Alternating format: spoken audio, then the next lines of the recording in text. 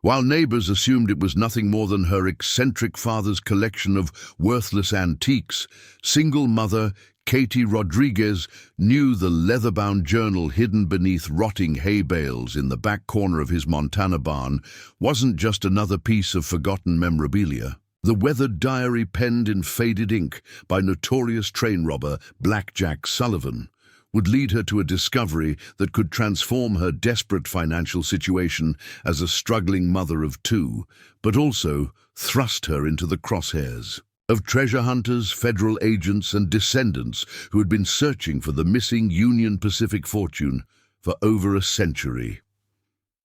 Before we dive into this incredible journey, tell us in the comments what you think you'd do if you found a treasure map in your family's belongings. And if stories like this fascinate you, make sure to hit that subscribe button, because tomorrow we have an even more extraordinary tale waiting for you.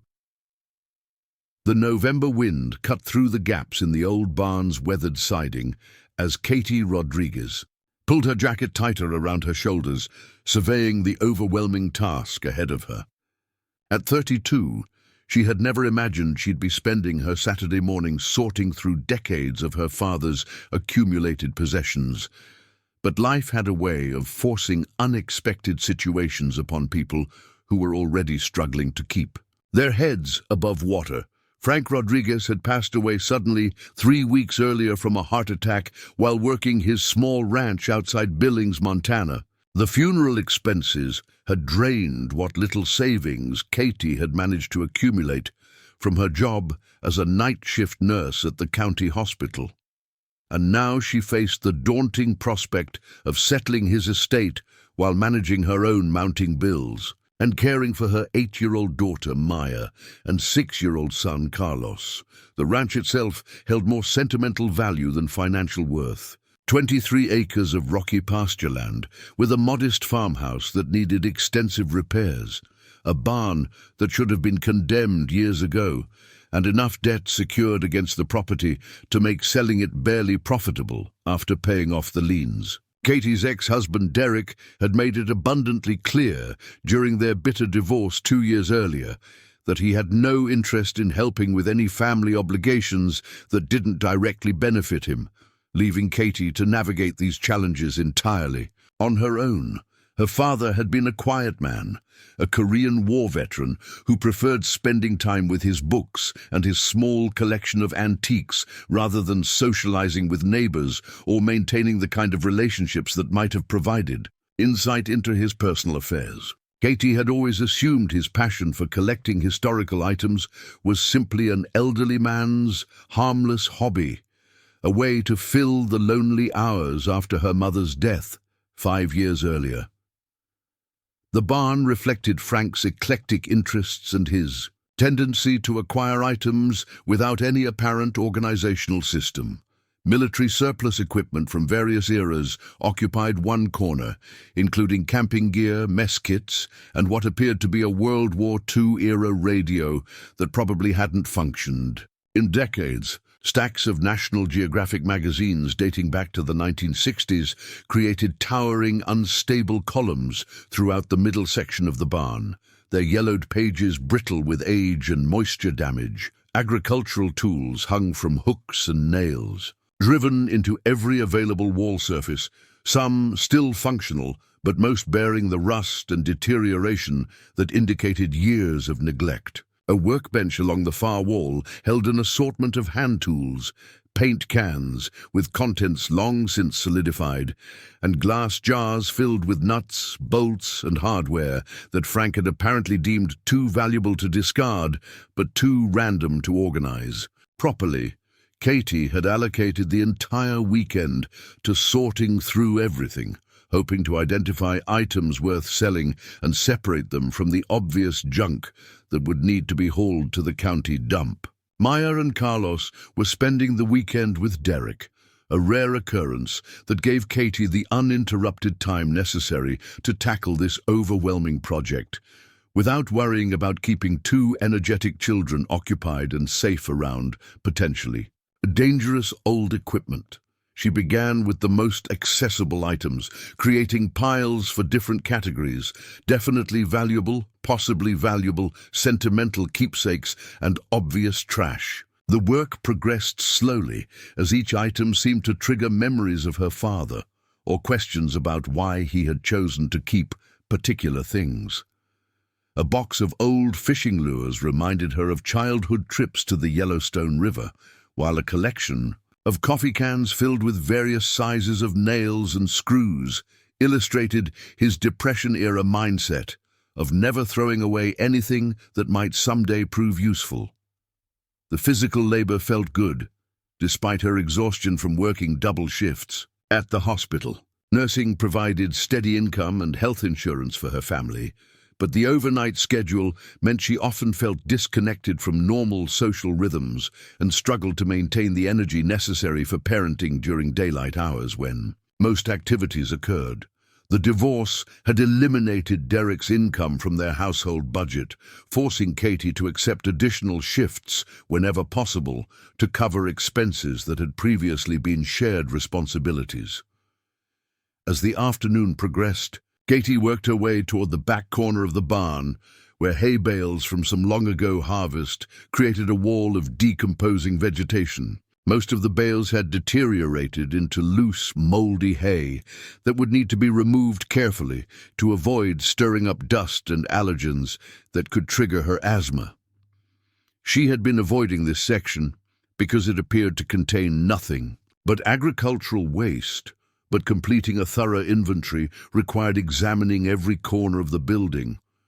Using a pitchfork to break apart the most deteriorated bales, Katie discovered that her father had used the hay as protective packing material around more delicate items. As she carefully removed layers of compressed vegetation, she uncovered a wooden crate containing what appeared to be scientific instruments: a brass sextant, a surveyor's compass, and several other devices she couldn't immediately identify.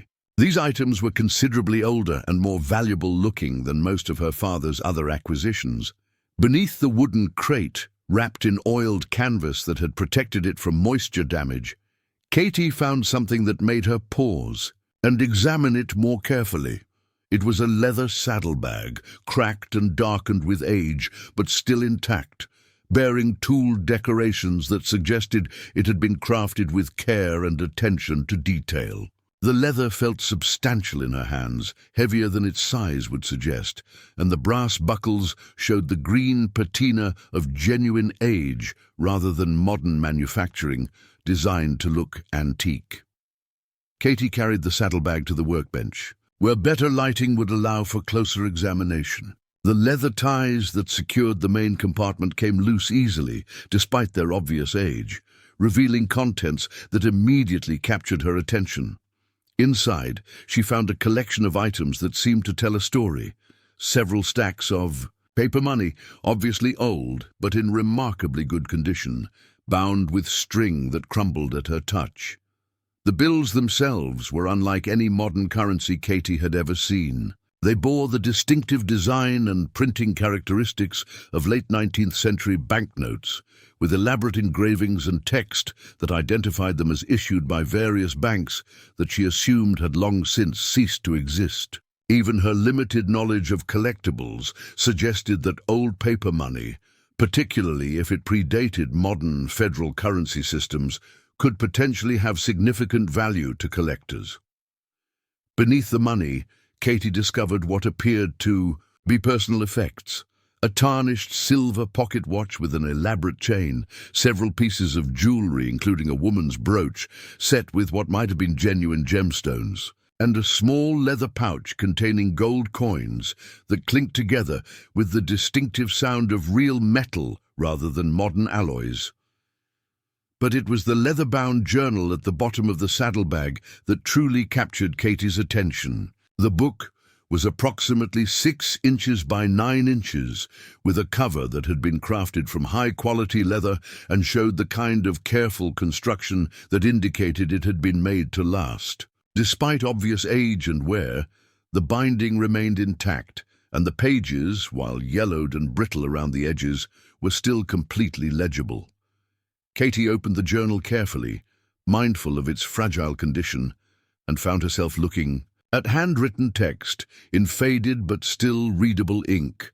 The handwriting was distinctive, clearly belonging to someone educated and accustomed to writing, with the flowing script characteristic of 19th-century penmanship. The first page bore an inscription that immediately caught her attention. Property of John Blackjack Sullivan, Anno Domini, 1887. The name meant nothing to Katie initially, but as she carefully turned pages and began reading selected passages, the journal's significance became increasingly apparent.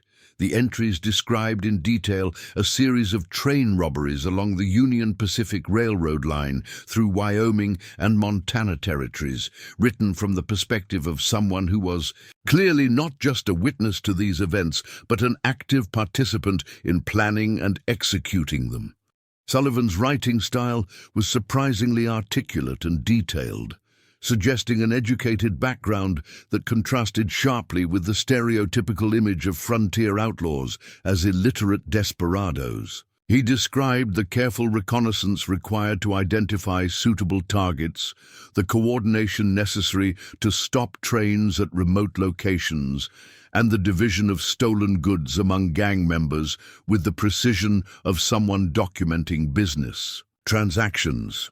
What made the journal particularly fascinating was Sullivan's apparent obsession with documenting not just the robberies themselves, but the ultimate disposition of the stolen money and valuables. He maintained meticulous records of amounts taken, percentages allocated to different gang members, and most intriguingly, detailed descriptions of hiding places where portions of their accumulated wealth had been cached for future retrieval. One entry, dated September 15, 1887, described what Sullivan called the Montana job, a robbery of a Union Pacific train carrying payroll money for mining operations in the territory. According to his account, this single robbery had netted over $40,000 in gold and silver coins, plus an additional $15,000 in paper currency and bank drafts. In 1887 terms, this represented an enormous fortune, equivalent to well over $1 million in modern purchasing power. Sullivan's description of hiding this treasure was remarkably specific.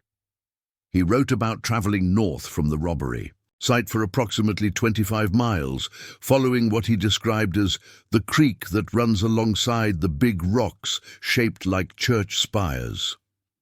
The hiding place was described as a natural cave behind the waterfall, marked by 3 stones, arranged in a triangle, each stone bearing the carved sign of our brotherhood. Katie found herself reading and rereading these passages, trying to determine whether Sullivan's account represented genuine historical events or simply the imaginative fiction of someone with a talent for creative writing. The level of detail suggested authenticity, particularly his references to specific geographic features and railroad schedules that could potentially be verified through historical research.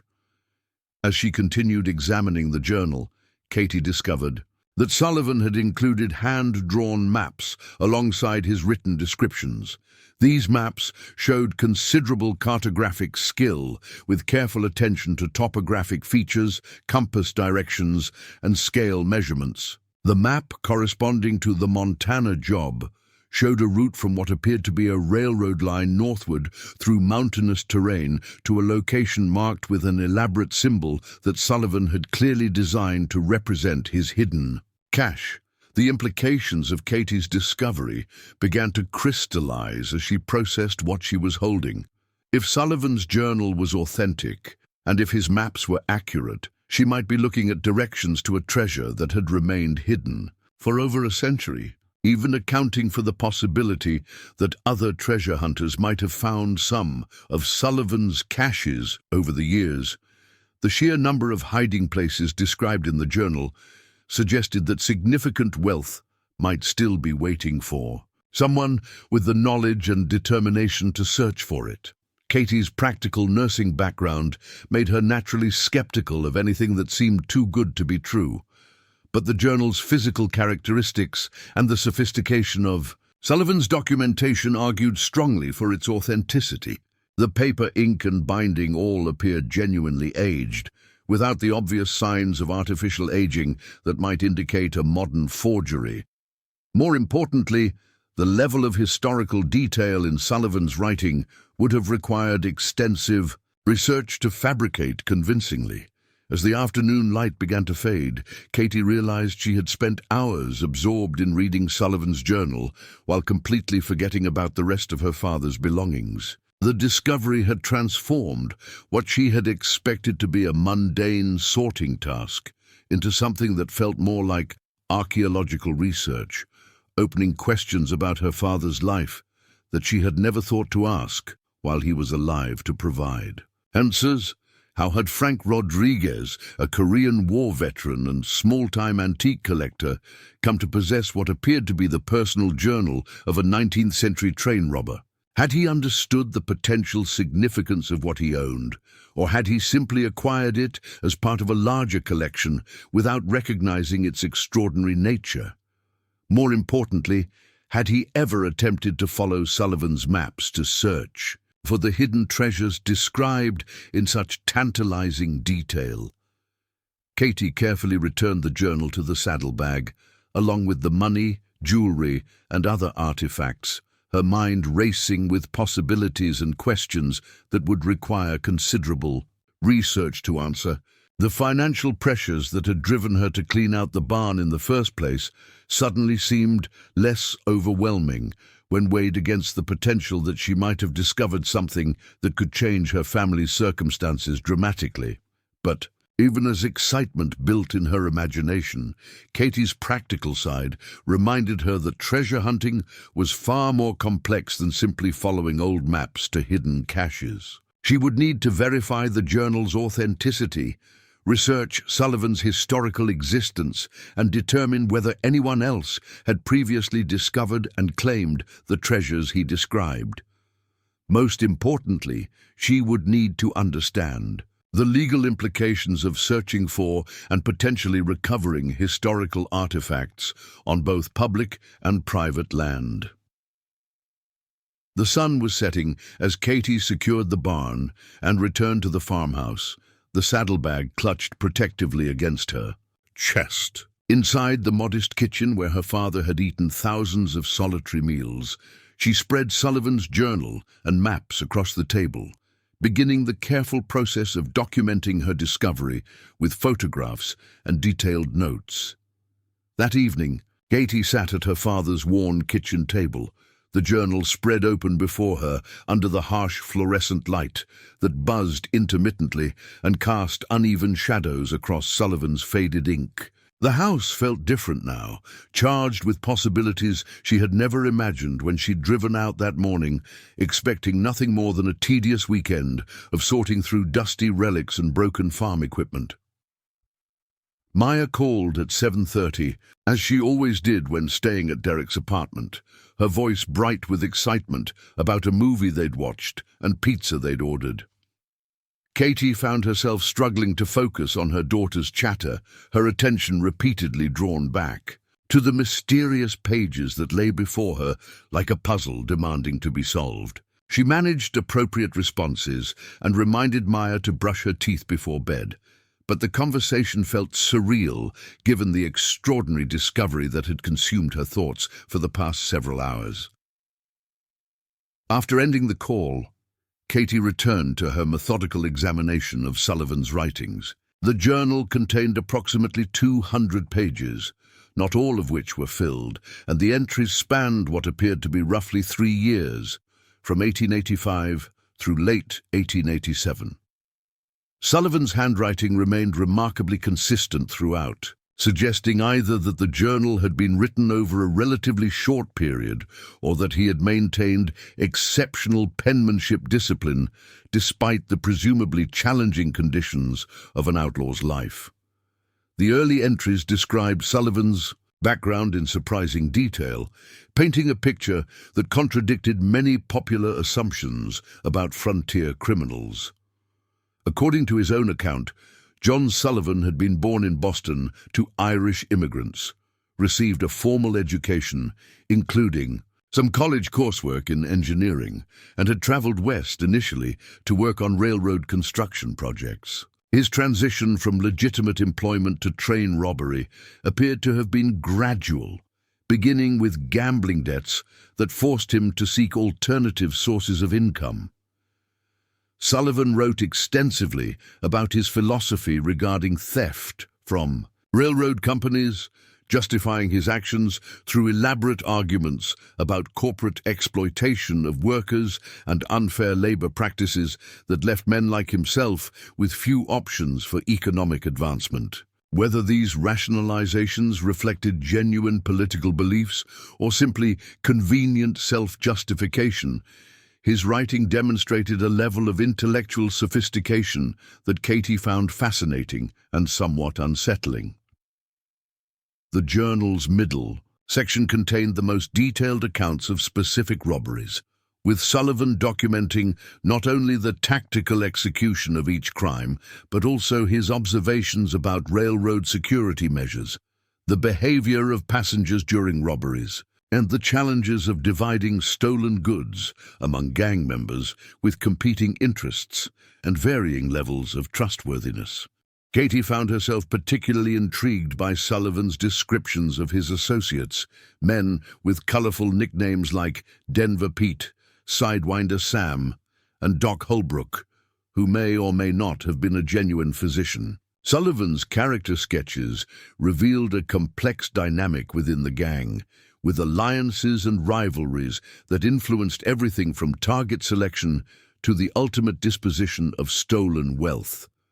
According to the journal, the gang had developed an elaborate system for hiding their accumulated treasure, with different members responsible for creating and maintaining various cache sites throughout Montana and Wyoming territories. Sullivan appeared to have been the gang's primary record keeper, maintaining detailed maps and written descriptions that would allow recovery of hidden wealth, even if individual gang members were killed or captured.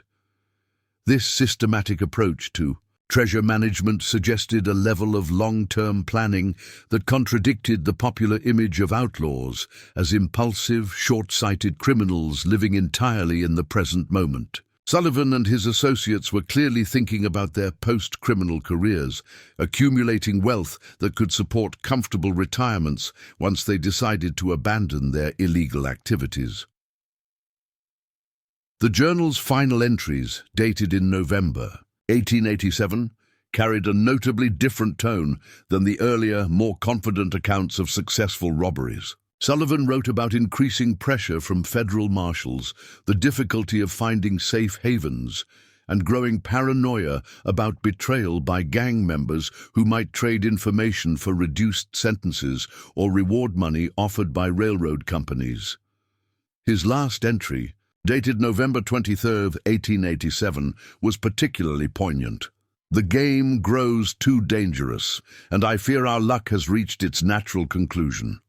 I have made arrangements to disappear into obscurity, but not before ensuring that our accumulated wealth remains secure for future recovery. Should fate prevent my return, these records will serve as legacy and guide for those clever enough to understand their significance." Katie realized that this final entry might explain how her father had come to possess the journal.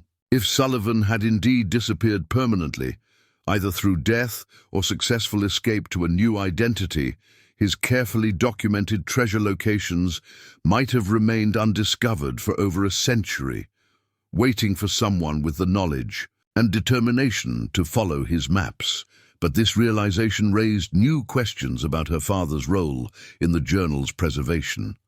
Frank Rodriguez had never displayed any obvious interest in treasure hunting or historical research beyond his general fascination with antiques and military memorabilia. Had he acquired the journal without understanding its potential significance, or had he spent years quietly researching Sullivan's caches without sharing his investigations with his daughter?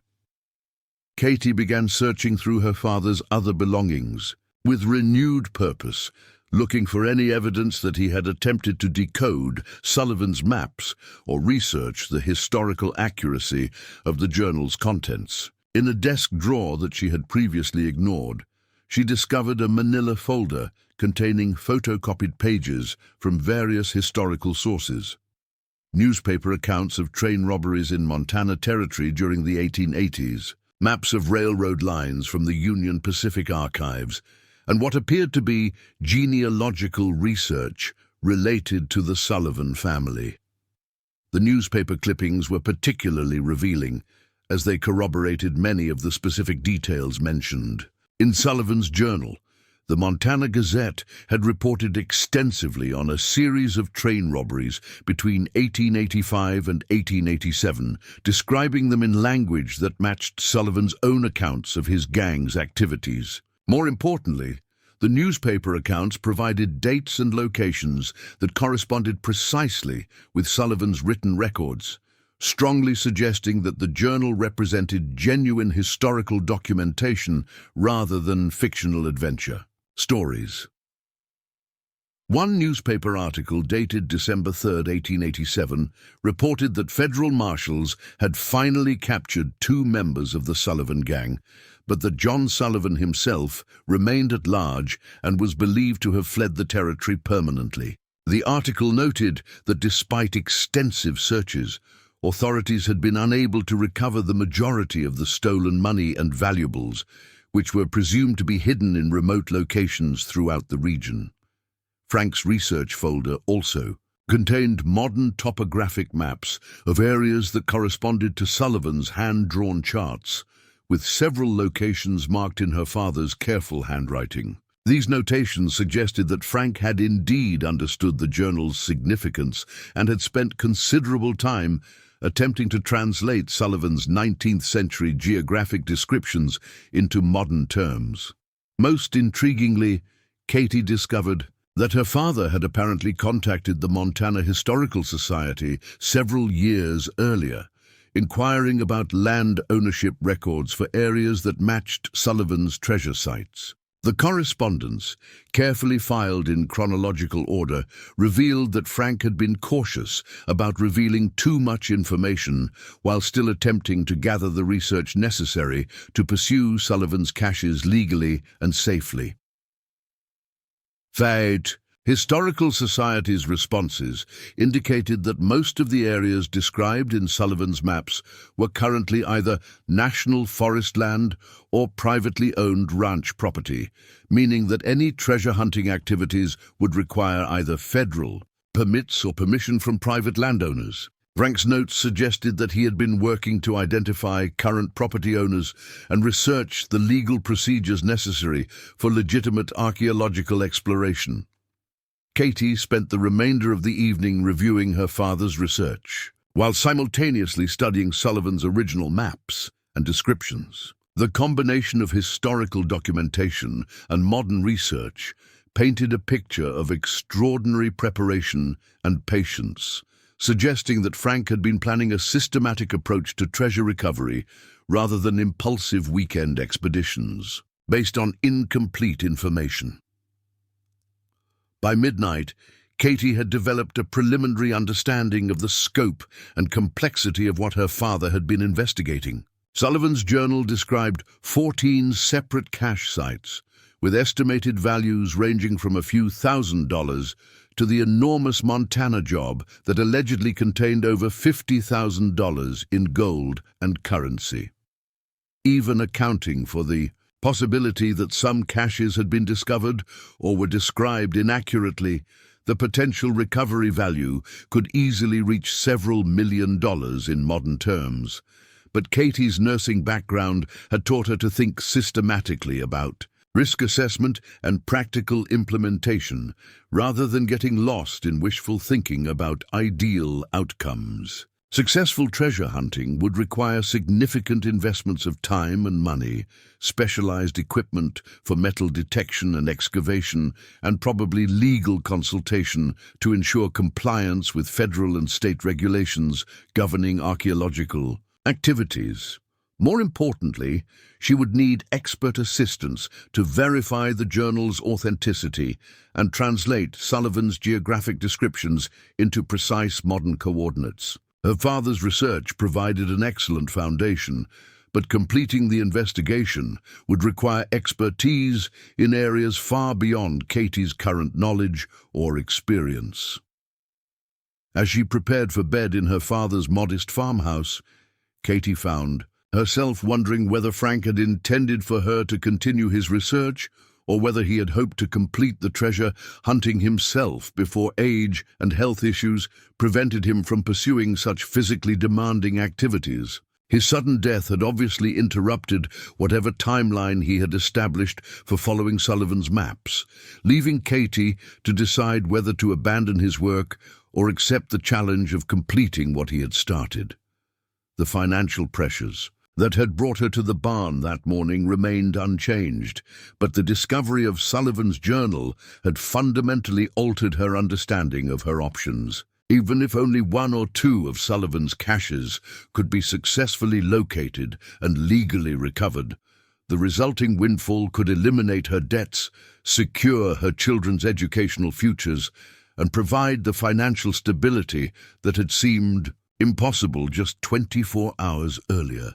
Katie fell asleep with Sullivan's journal on the nightstand beside her bed, her dreams filled with images of hidden caves, railway tracks stretching across endless prairie landscapes, and the shadowy figures of long-dead outlaws riding through moonlit canyons toward destinations that had remained secret for over a century.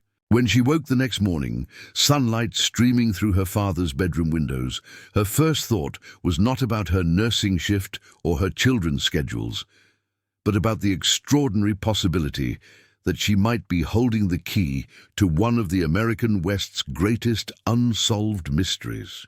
The practical challenges ahead seemed overwhelming when considered systematically, but Katie had learned through years of single motherhood and demanding work schedules that seemingly impossible tasks could often be accomplished through careful planning, persistent effort, and willingness to seek help from knowledgeable sources. Sullivan's journal represented the most significant opportunity that had ever appeared in her life, and she was determined to investigate its potential thoroughly before making any decisions about how to proceed. Her father had clearly spent years preparing for treasure hunting activities that his death had prevented him from pursuing. The question now was whether Katie possessed the courage, resources, and determination necessary to complete Frank's work and follow Sullivan's maps to their ultimate destinations, wherever those mysterious locations might lead. The following Monday morning arrived grey and drizzling, with the kind of persistent Montana weather that seemed to seep through clothing and settle into bones. Katie had barely slept since discovering the journal, her mind cycling endlessly through questions about authenticity, legality, and practical implementation of what seemed like an impossible treasure hunting expedition. She dropped Maya and Carlos at school with the usual rushed efficiency of a working single mother, but her thoughts remained focused on Sullivan's faded maps rather than her children's lunchboxes and permission slips. During her lunch break at the hospital, Katie made her first tentative phone call to Dr. Margaret Chen, a history professor at the University of Montana whom she had found through online research. Dr. Chen specialized in frontier history and had published several papers on 19th century criminal activity in the Montana Territory, making her seem like an ideal candidate for preliminary consultation about Sullivan's journal without revealing too much sensitive information. Dr. Chen, my name is Katie Rodriguez, and I'm calling about a historical document that belonged to my late father, Katie began, trying to sound casual despite her racing pulse. I'm wondering if you might be able to help me understand its significance and authenticity. Dr. Chen's response was professionally courteous, but clearly busy. What type of document are we discussing, Ms. Rodriguez? And what specific time period? Katie had rehearsed this conversation multiple times, trying to find the right balance between providing enough information to secure the professor's interest while avoiding details that might compromise her discovery. It's a personal journal from the 1880s, apparently written by someone involved in train robberies in Montana Territory. The handwriting and materials appear authentic, but I'd like expert confirmation before deciding how to proceed. The professor's tone shifted noticeably, suggesting that Katie had successfully captured her professional attention. Train robberies from that period are quite well documented historically. Do you have any information about the author's identity or specific incidents described? The journal is signed by someone calling himself John Sullivan, with the nickname Blackjack, Katie replied, monitoring Dr. Chen's reaction carefully. He describes several robberies along the Union Pacific Line between 1885 and 1887. Dr. Chen's pause lasted long enough to suggest she was accessing some form of reference material. Blackjack Sullivan is indeed a historically documented figure, though many details of his activities remain unclear due to incomplete records from that period. If you genuinely possess his personal journal, that would represent a significant historical discovery. Would you be willing to bring the document to my office for examination? Katie felt her heart rate accelerate at this confirmation of Sullivan's historical existence, but she maintained her cautious approach. I'd prefer to start with photographs of selected pages, if that would be helpful. The journal appears fragile, and I'm concerned about transportation risks. Certainly understandable, Dr. Chen agreed. High-resolution photographs of the handwriting, paper quality and binding characteristics would allow me to provide preliminary authentication. My office hours are Tuesday and Thursday afternoons, or we could arrange a weekend appointment if that's more convenient. Katie scheduled a meeting for the following Thursday, giving herself time to photograph the journal carefully and research Dr. Chen's background more thoroughly. She spent Tuesday evening in her father's house, using her phone's camera to document selected pages while avoiding any content that revealed specific treasure locations or cache descriptions. Instead, she focused on Sullivan's biographical information, general descriptions of gang activities, and examples of his handwriting style. The photography process proved more challenging than expected, as the journal's aged paper created glare. Problems under artificial lighting, and her phone's autofocus struggled with the faded ink. After numerous attempts, Katie managed to capture clear images of approximately 20 pages, including the title page with Sullivan's signature, several entries describing his background and philosophy, and examples of his detailed maps that showed geographic features without revealing specific treasure locations. Wednesday brought an unexpected complication when Katie received a phone call at work from someone identifying himself as Marcus Webb, a freelance researcher specializing in Western history and archaeology. Webb explained that he had heard through academic channels about Katie's inquiry regarding Blackjack Sullivan materials and wondered if she might be interested in collaboration or consultation services. I'm not sure what you mean by academic channels, Katie responded carefully, immediately suspicious about how information regarding her private conversation with Dr. Chen had reached outside sources so quickly. I haven't made any public announcements about historical research. Webb's laugh carried a note of practiced charm that did nothing to reduce Katie's wariness. The academic community is quite small, particularly when it comes to specialists in frontier criminal history. Dr. Chen mentioned your inquiry during a professional consultation we were having about an unrelated project. I hope you don't mind. The contact, but Sullivan materials are extremely rare, and I'd be very interested in contributing to any research or authentication efforts. Katie's nursing experience had taught her to trust her instincts about people who seemed overly eager or pushy, and Webb's unsolicited contact raised immediate red flags.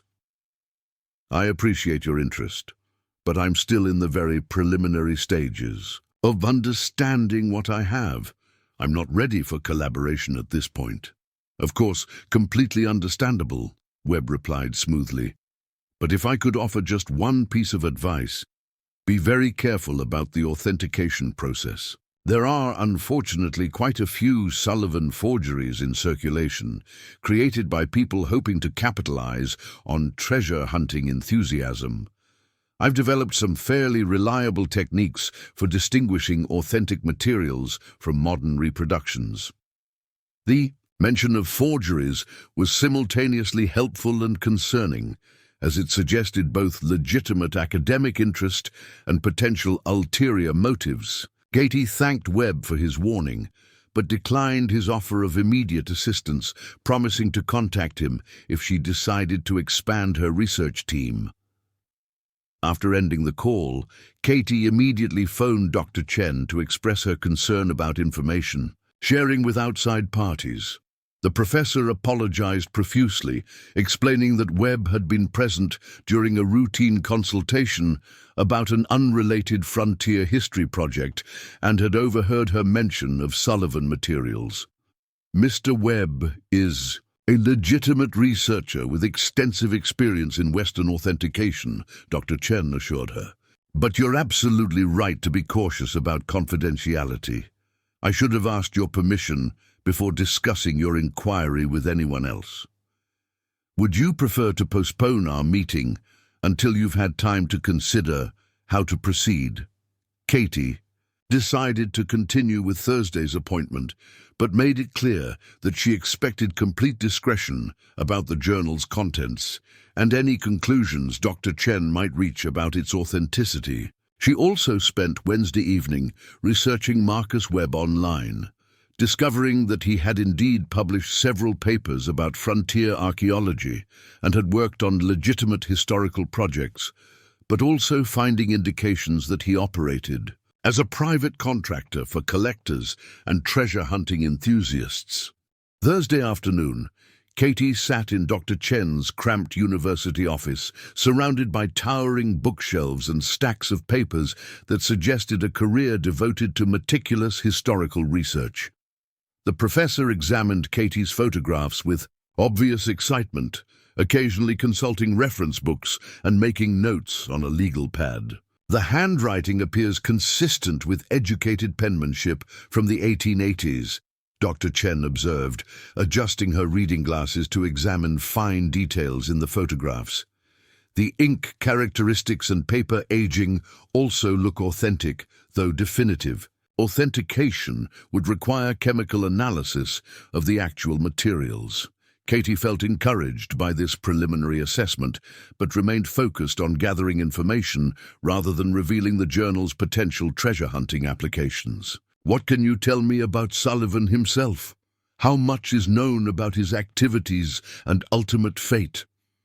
Dr. Chen turned to her computer, accessing what appeared to be a comprehensive database of frontier criminal records. John "Blackjack" Sullivan is documented as the leader of a train robbery gang that operated primarily in Montana and Wyoming territories between 1885 and 1887.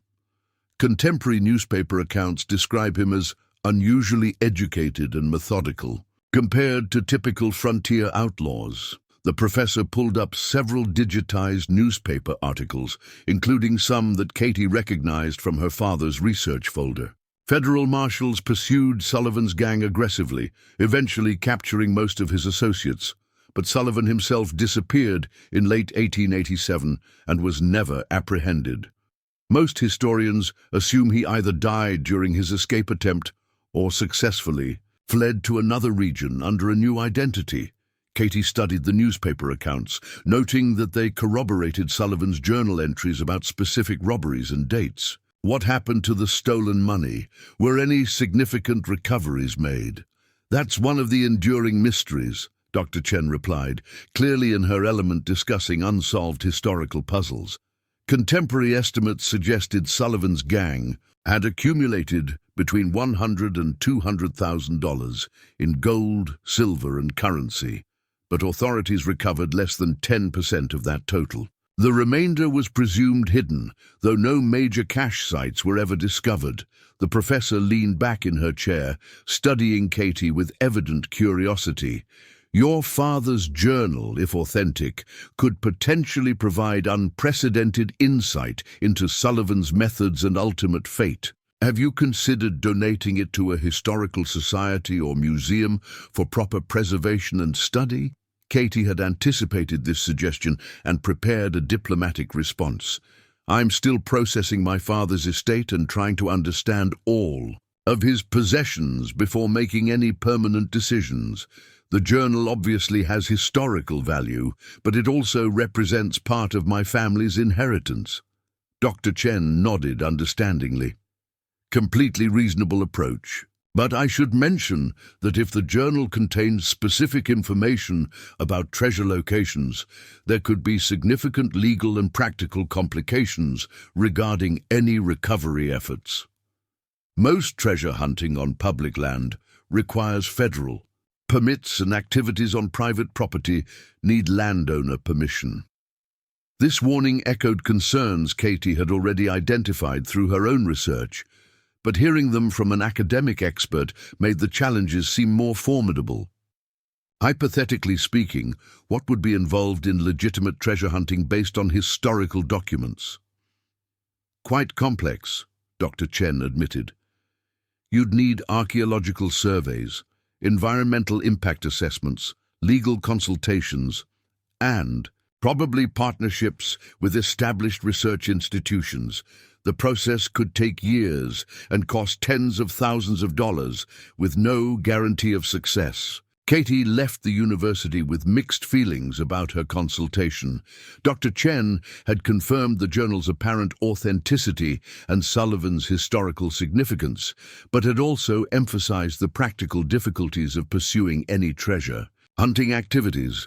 The professor had requested copies of additional photographs for further research, promising complete confidentiality while clearly hoping for continued collaboration. That evening, Katie called her sister Elena in Denver, needing to discuss her discovery with someone she trusted completely. Elena worked as a paralegal and had experience with estate law, making her a logical choice for preliminary legal consultation. Katie explained the journal discovery in general terms, emphasizing the potential financial value while downplaying the more adventurous aspects of treasure hunting. You need professional legal advice before you do anything else, Eleanor responded predictably after hearing Katie's summary. If this journal is genuine and contains information about hidden treasure, there are probably dozens of laws and regulations you need to understand before proceeding. Elena's cautious perspective provided a necessary counterbalance to Katie's growing excitement about Sullivan's maps, but it also reinforced her sense that she was venturing into territory far beyond her current expertise.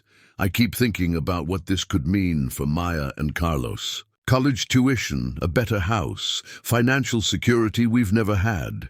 I understand the appeal, Elena replied gently, but treasure hunting is expensive and risky, even when you have legitimate historical documentation. Have you considered selling the journal itself? If it's as significant as this professor suggests, collectors might pay substantial amounts just for the historical value. This suggestion had occurred to Katie, but she found herself reluctant to part with Sullivan's journal before exploring its possibilities more thoroughly. Her father had clearly spent years researching the treasure locations, and abandoning that work without investigation felt like betraying his efforts and potentially squandering the opportunity of a lifetime. I think I need to research this more thoroughly before making any major decisions, Katie concluded. Dad obviously thought there was something worth pursuing, and I owe it to his memory to understand what he discovered. Eleanor promised to research legal requirements for treasure hunting activities and estate management issues related to potentially valuable historical documents. Katie spent the remainder of the evening reviewing her father's research materials again, trying to identify which of Sullivan's cache sites might be most accessible for preliminary investigation. The Montana job site appeared most promising based on Frank's notations, as the general area was located on national forest land rather than private property, potentially simplifying legal requirements. Sullivan's description referenced geographic features that her father had apparently identified on modern topographic maps, with detailed notes about access roads and hiking trails that could allow reconnaissance without specialized equipment. Katie found herself sketching preliminary plans for a weekend expedition to the general area, not necessarily for active treasure hunting, but simply to evaluate whether Sullivan's geographic descriptions corresponded to actual terrain features. If the waterfall and distinctive rock formations mentioned in the journal could be located and matched to Sullivan's maps, it would provide strong evidence for the journal's authenticity and potentially guide more serious treasure hunting efforts. As she prepared for bed, Katie realized that her discovery had fundamentally altered her relationship with risk and possibility. 2 weeks earlier, her greatest concern had been managing hospital schedules and children's activities while paying monthly bills. Now she found herself contemplating expeditions into remote wilderness areas based on 19th-century treasure maps, consulting with historians and potentially archaeologists, and considering legal frameworks she had never imagined needing to understand. The transformation felt both exhilarating and terrifying, offering possibilities that could change her family's entire future while demanding decisions far beyond anything her previous experience had prepared her to handle. Sullivan's journal had opened a door into a world of adventure and opportunity, but walking through that door would require courage, resources, and expertise that Katie wasn't certain she possessed.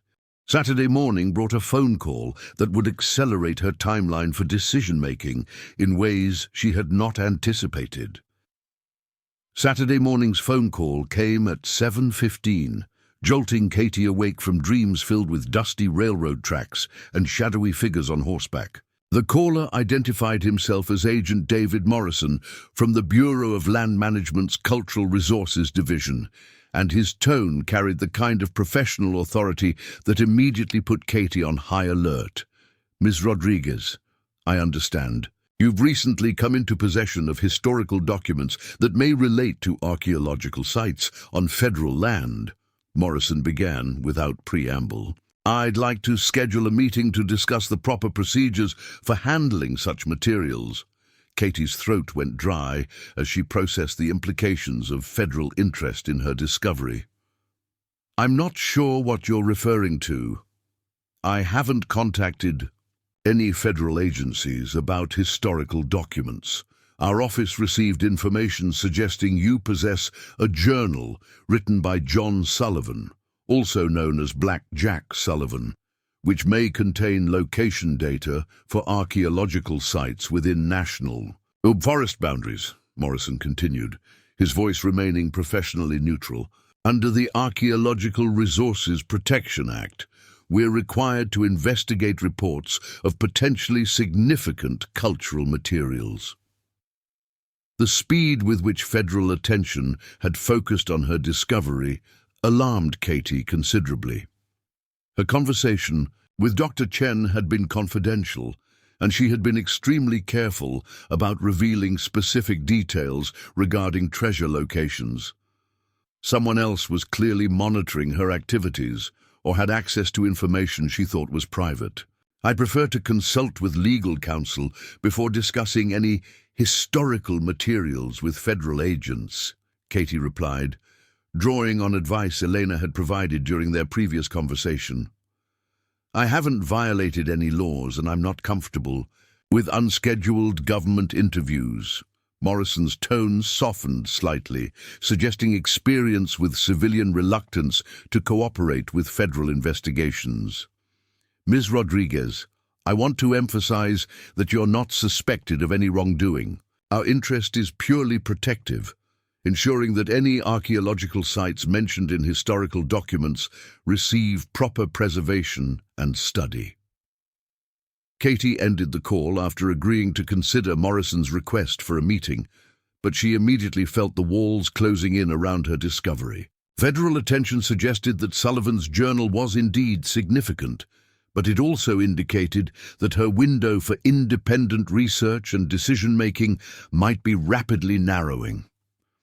She spent the morning researching the Archaeological Resources Protection Act online, discovering that federal regulations regarding historical artifacts and treasure hunting were far more complex and restrictive than she had initially understood. The law prohibited unauthorized excavation or removal of archaeological materials from federal land, with penalties including substantial fines and potential imprisonment for violations. More troubling was the discovery that simply possessing detailed location information for archaeological sites could trigger federal oversight, even if no actual excavation activities had been attempted. Sullivan's journal, with its precise maps and treasure cache descriptions, clearly fell within the scope of materials that federal agencies considered worthy of investigation and potential seizure. Katie's research also revealed that the Bureau of Land Management maintained extensive databases of known archaeological sites and actively monitored academic discussions and research publications for references to previously unknown locations. Dr. Chen's consultation about Sullivan materials, despite her promises of confidentiality, may have triggered automated alerts within federal monitoring systems. By noon, Katie had made the difficult decision to accelerate her research timeline dramatically. If federal agencies were indeed moving to assert control over Sullivan's journal, she needed to gather as much information as possible before that window closed permanently. The cautious, methodical approach she had planned would have to be abandoned in favor of more immediate action. Her first call was to Marcus Webb, the freelance researcher who had contacted her earlier in the week.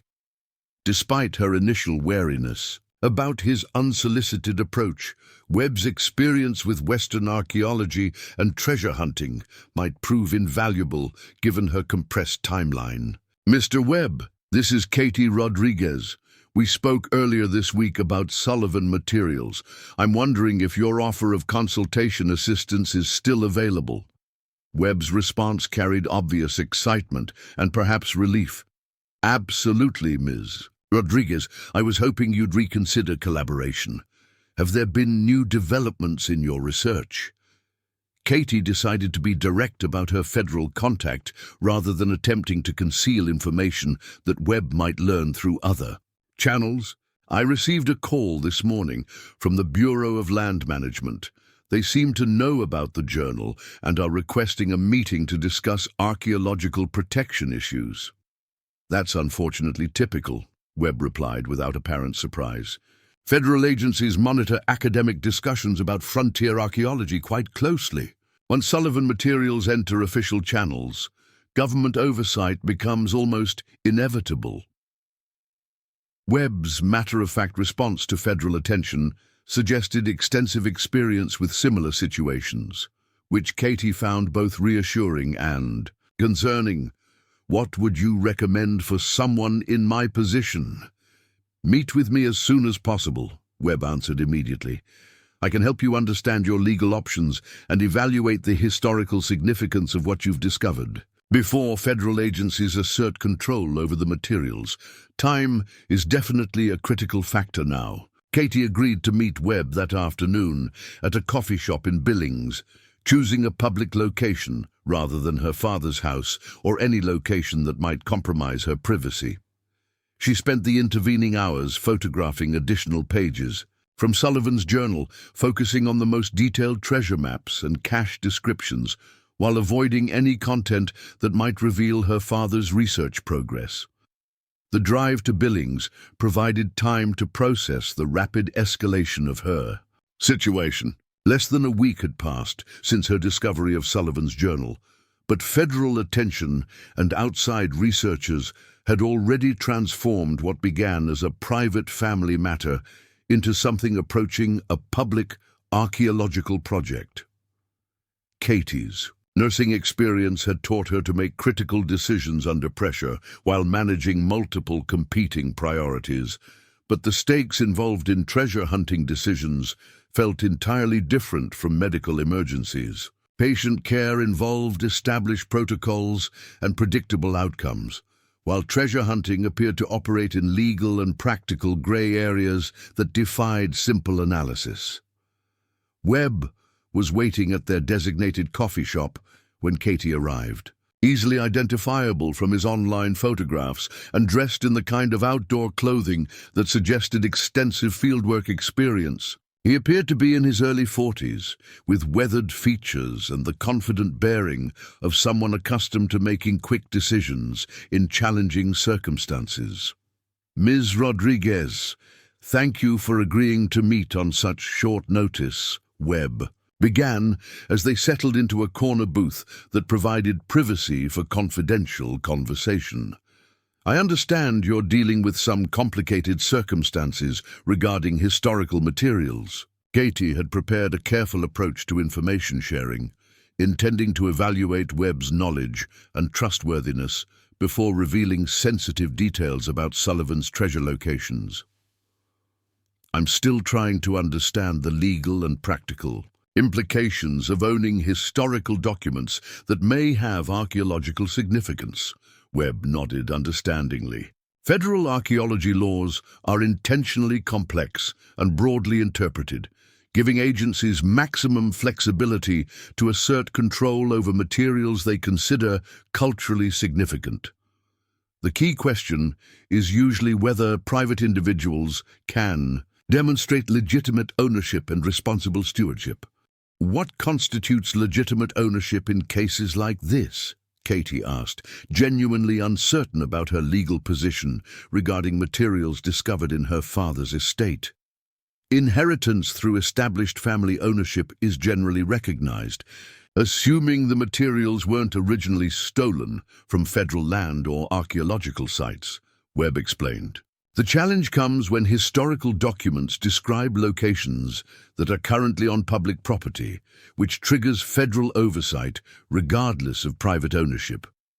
Webb's expertise was immediately apparent, but Katie remained cautious about revealing specific details from Sullivan's journal. Hypothetically, what options would someone have for pursuing historical research based on inherited documents while complying with federal regulations? "Several approaches," Webb replied, leaning forward with obvious professional interest. "Academic partnership with established institutions, formal archaeological permit applications, or private research on private land with appropriate landowner permissions. Each approach has different requirements and timelines." Katie found herself impressed by Webb's knowledge, but his enthusiasm for immediate action raised concerns about his motivations. "What would you recommend for someone who wants to verify the authenticity and significance of historical materials before making long-term commitments?" "Field reconnaissance," Webb answered without hesitation. "Careful examination of geographic features mentioned in historical documents, using modern GPS and photographic documentation to create accurate records. No excavation or artifact removal, just verification that described locations correspond to actual terrain." The suggestion aligned with Katie's own preliminary planning, but Webb's confidence suggested extensive experience with similar projects. "Would such reconnaissance activities require federal permits if conducted on public land?" "Generally no, assuming no ground disturbance or artifact collection," Webb confirmed. "Archaeological regulations focus on excavation and removal activities, rather than simple observation and documentation. Photography and GPS coordinate recording are typically permitted under general public access." Katie decided to test Webb's knowledge with a more specific question. If someone possessed maps showing cache locations from the 1880s, what would be involved in translating those historical descriptions into modern coordinates? Webb's eyes brightened with unmistakable excitement. That depends entirely on the accuracy and detail of the original documentation. Well-drawn period maps with recognizable geographic features can often be correlated with modern topographic data using GIS software and satellite imagery. How accurate would such correlations typically be? Katie pressed, trying to evaluate the practical feasibility of following Sullivan's treasure maps. With detailed historical maps, modern GPS coordinates can often be established within 50 to 100 meters of intended locations, Webb explained. That's precise enough for effective field reconnaissance, though final site identification usually requires ground truthing with actual terrain features. Katie found Webb's expertise compelling, but she remained uncertain about the wisdom of immediate collaboration with someone whose motivations and reliability she couldn't fully evaluate. What would you expect in terms of partnership arrangements if someone decided to pursue historical research with professional assistance? Typically expense sharing for equipment and travel costs, plus percentage agreements for any recovered materials or archaeological discoveries, Webb replied readily. Standard partnerships range from 60-40 to 50-50 splits, depending on who provides documentation, funding, and expertise. The mention of percentage agreements confirmed Katie's suspicion that Webb viewed Sullivan's journal primarily as a treasure-hunting opportunity rather than an academic research project. While his expertise might prove valuable, his commercial interests could complicate decision-making and potentially conflict with her family's best interests. I need to think about partnership arrangements more carefully, Katie said diplomatically. This is still very new territory for me, and I want to make sure I understand all the implications before committing to specific approaches. Webb accepted her hesitation gracefully, providing his contact information and expressing hope for future collaboration. As they prepared to leave, he offered one final piece of advice that would prove prophetic. Whatever you decide about partnerships or research approaches, I'd recommend moving quickly, Webb said seriously. Once federal agencies assert oversight, private research options become much more limited. You probably have days, rather than weeks, to maintain control over your discovery. Katie drove home from Billings with her mind racing through competing considerations and conflicting advice.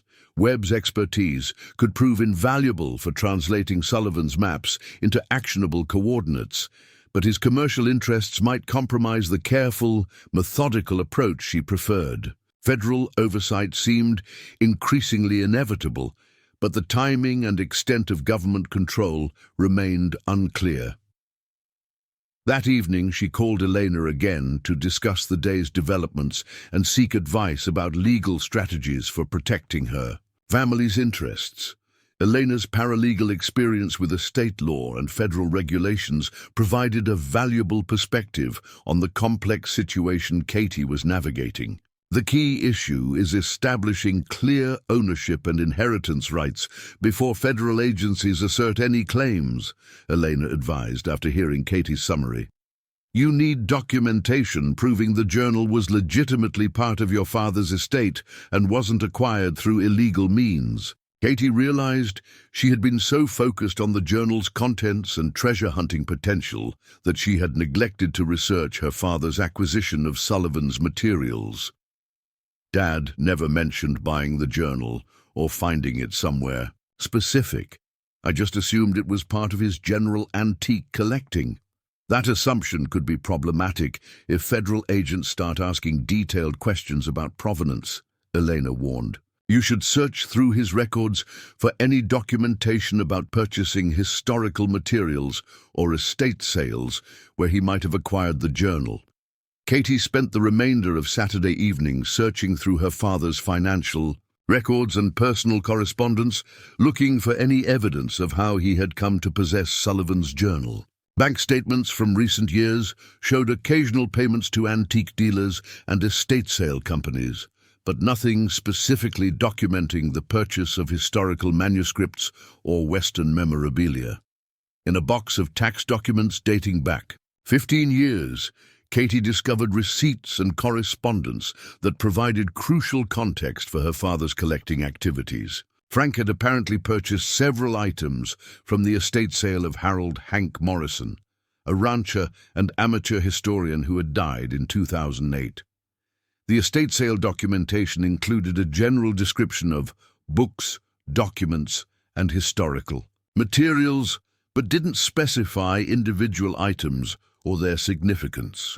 More importantly, Katie found correspondence between her father and Morrison dating back to 2005, indicating that the two men had developed a friendship based on shared interests in Western history and military memorabilia. Morrison's letters suggested that he had been researching frontier criminal activities for decades and had accumulated an extensive collection of related materials. One letter, dated August 2007, was particularly revealing. Frank, I've been thinking more about our conversation regarding the Sullivan materials. My health isn't improving, and I'd like to ensure these documents go to someone who appreciates their historical significance. Would you be interested in acquiring the collection privately, before my family puts everything up for general auction? Katie realized that her father had likely acquired Sullivan's journal through this private transaction with Morrison, establishing legitimate ownership through normal estate sale procedures. The correspondence suggested that Morrison had recognized the journal's significance and deliberately sought a buyer who would treat it as important historical documentation rather than curiosity or decoration. This discovery provided crucial legal protection for Katie's ownership claims, but it also raised new questions about Morrison's research and whether he had attempted to follow Sullivan's treasure maps before selling the journal to Frank. If Morrison had spent decades studying the materials without successful treasure hunting, it might indicate that Sullivan's cache descriptions were inaccurate or that the treasures had already been discovered by earlier searchers. Sunday morning brought another unexpected phone call, this time from Dr. Chen at the University of Montana. The professor's tone carried obvious excitement mixed with professional concern. Ms. Rodriguez, I wanted to update you on my research regarding the Sullivan materials you showed me, Dr. Chen began. I've discovered some information that I think you should know immediately. Katie felt her pulse accelerate, uncertain whether the professor's call would bring encouraging news or additional complications. What kind of information? I've been researching Harold Morrison, whose name appeared in some of the documentation. You mentioned, Dr. Chen explained, Morrison was apparently a significant figure in Western archaeology circles, though he operated as a private researcher rather than an academic. The professor's research had uncovered information that Morrison had spent over 30 years investigating frontier criminal activities, with particular focus on unsolved treasure cases from the 1880s. His private research had apparently yielded several successful discoveries, including cache sites related to other outlaw gangs that had operated in Montana Territory. Morrison published several papers in specialized archaeology journals about his discoveries, Dr. Chen continued. His methodology was quite sophisticated, combining historical documentation with modern technology and systematic field research. If he owned Sullivan materials for any significant period, he would almost certainly have attempted to follow any treasure maps they contained. This revelation suggested that Katie's father might have acquired Sullivan's journal after Morrison had already completed whatever treasure hunting activities the maps had made possible. If Morrison had successfully recovered Sullivan's caches, the journal's value would be primarily historical rather than practical. Did Morrison's published papers mention Sullivan specifically? Katie asked, hoping for information that might clarify whether the caches had been discovered. Not that I've found so far, Dr. Chen replied, but Morrison was reportedly quite secretive about ongoing research projects, often waiting years between discoveries and publications. It's possible he was still actively investigating Sullivan materials when he died. Dr. Chen's research had also uncovered federal interest in Morrison's activities during the 1990s, when his successful treasure hunting had attracted attention from agencies concerned about unauthorized archaeology on public land. Morrison had apparently worked with federal regulators to establish legitimate research protocols, but his relationship with government oversight had remained complicated. Throughout his career, Ms. Rodriguez, I should also mention that I've received inquiries from other researchers about our consultation regarding Sullivan materials, Dr. Chen added carefully. Word is spreading through academic channels that significant documentation may have been discovered. Katie felt the familiar sensation of walls closing in around her discovery. Academic attention, federal oversight, and outside researchers were all converging on Sullivan's journal with increasing intensity, potentially eliminating her ability to control research directions or timeline. What would you recommend for someone in my position? Katie asked, echoing her question to Webb, but hoping for a different perspective from an academic rather than a commercial treasure hunter. Immediate consultation with cultural resource attorneys and formal partnership with an established research institution, Dr. Chen replied without hesitation. Private treasure hunting based on historical documents is legally risky and practically challenging. Institutional support provides both legal protection and access to resources that individual researchers rarely possess. Katie thanked Dr. Chen for her research and promised to consider institutional partnership options, but she ended the call feeling more uncertain than ever about her best course of action. Academic partnerships might provide legal protection and professional expertise, but they would also require sharing control over Sullivan's journal and any resulting discoveries. As Sunday afternoon faded into evening, Katie found herself at a crossroads that would determine not only her family's financial future, but also her relationship with risk, adventure, and the extraordinary opportunity that had emerged from her father's dusty barn. The careful, methodical approach she had initially planned was no longer viable given the accelerating timeline created by federal attention and outside interest. Tomorrow would bring new decisions and probably new complications. But tonight, Katie sat with Sullivan's journal open before her, studying his faded maps and wondering whether the treasures he had hidden so carefully over a century ago were still waiting in their remote mountain locations, or whether previous searchers had already claimed the outlaw's carefully accumulated fortune.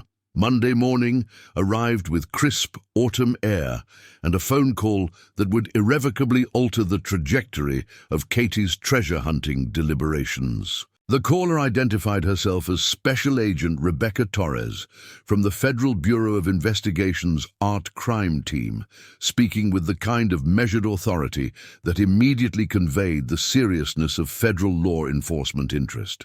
In Sullivan's journal, Ms. Rodriguez, I'm calling regarding historical documents that may be connected to an ongoing federal investigation into the illegal trafficking of cultural artifacts. Torres began, her tone professional but carrying unmistakable implications. We'd like to arrange an interview to discuss materials that recently came into your possession. Katie's hands began to tremble as she processed the escalation from Bureau of Land Management inquiries to FBI investigation. I'm not involved in any artifact trafficking. I inherited historical materials from my father's estate through completely legitimate means. We understand that you may not be aware of any illegal activities, Torres replied carefully. However, the documents in question may be connected to a network of individuals who have been trafficking stolen archaeological materials for several years. Your cooperation could help us understand how these materials entered private circulation. The implication that Sullivan's journal might be stolen property rather than legitimately acquired historical documentation sent waves of anxiety through Katie's already complicated situation. If federal agents suspected the journal had been obtained illegally, her inheritance claims might provide no protection against seizure and potential criminal charges. "I need to consult with an attorney before discussing anything with federal agents," Katie stated firmly, drawing on advice Elena had provided for exactly this type of escalation. "I haven't committed any crimes, and I'm not comfortable with law enforcement interviews without legal representation." Torres accepted Katie's position diplomatically, but made it clear that federal interest was intensifying rather than diminishing. "Ms. Rodriguez, I want to emphasize that we're not treating you as a suspect at this time. However, the materials you possess may be crucial evidence in a larger investigation. Voluntary cooperation now could prevent more formal legal proceedings later." After ending the call, Katie immediately contacted Elena in Denver, explaining the FBI contact and requesting urgent legal advice about protecting her interests while avoiding obstruction of justice charges.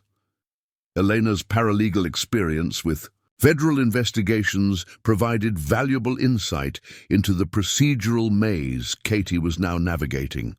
"You absolutely need a criminal defense attorney with experience in federal cultural property cases," Elena advised without hesitation.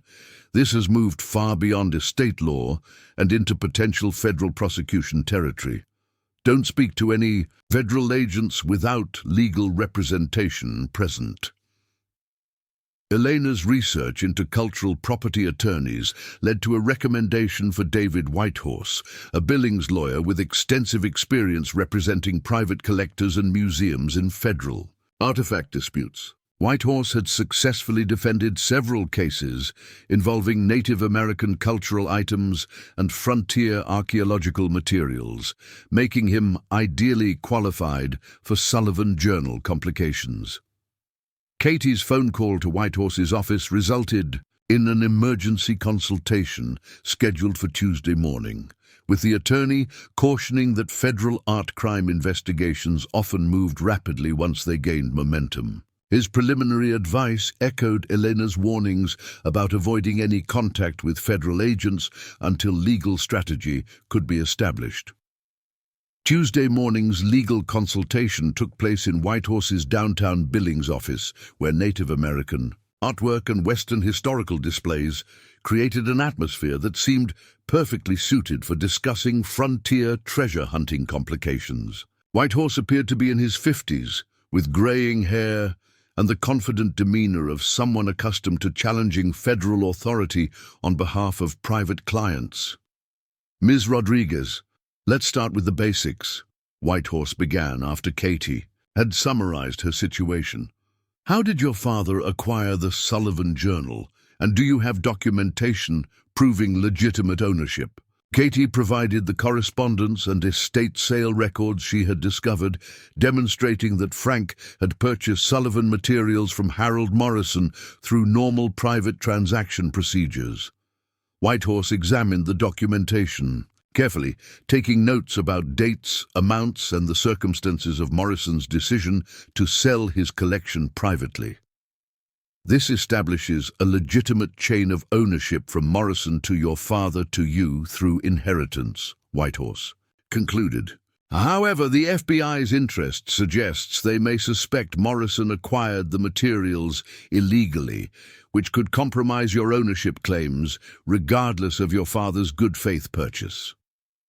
Whitehorse explained that federal cultural property laws created complex liability scenarios for private collectors, even those who acquired materials through apparently legitimate channels. If original acquisition involved theft from federal land or violation of archaeological protection statutes, subsequent private sales might not convey clear legal title. "What's your assessment of my legal exposure?" Katie asked, trying to understand whether she faced potential criminal charges or simply civil forfeiture of the journal. "That depends largely on the FBI's evidence about Morrison's activities and whether they can demonstrate knowing participation in illegal trafficking," Whitehorse replied.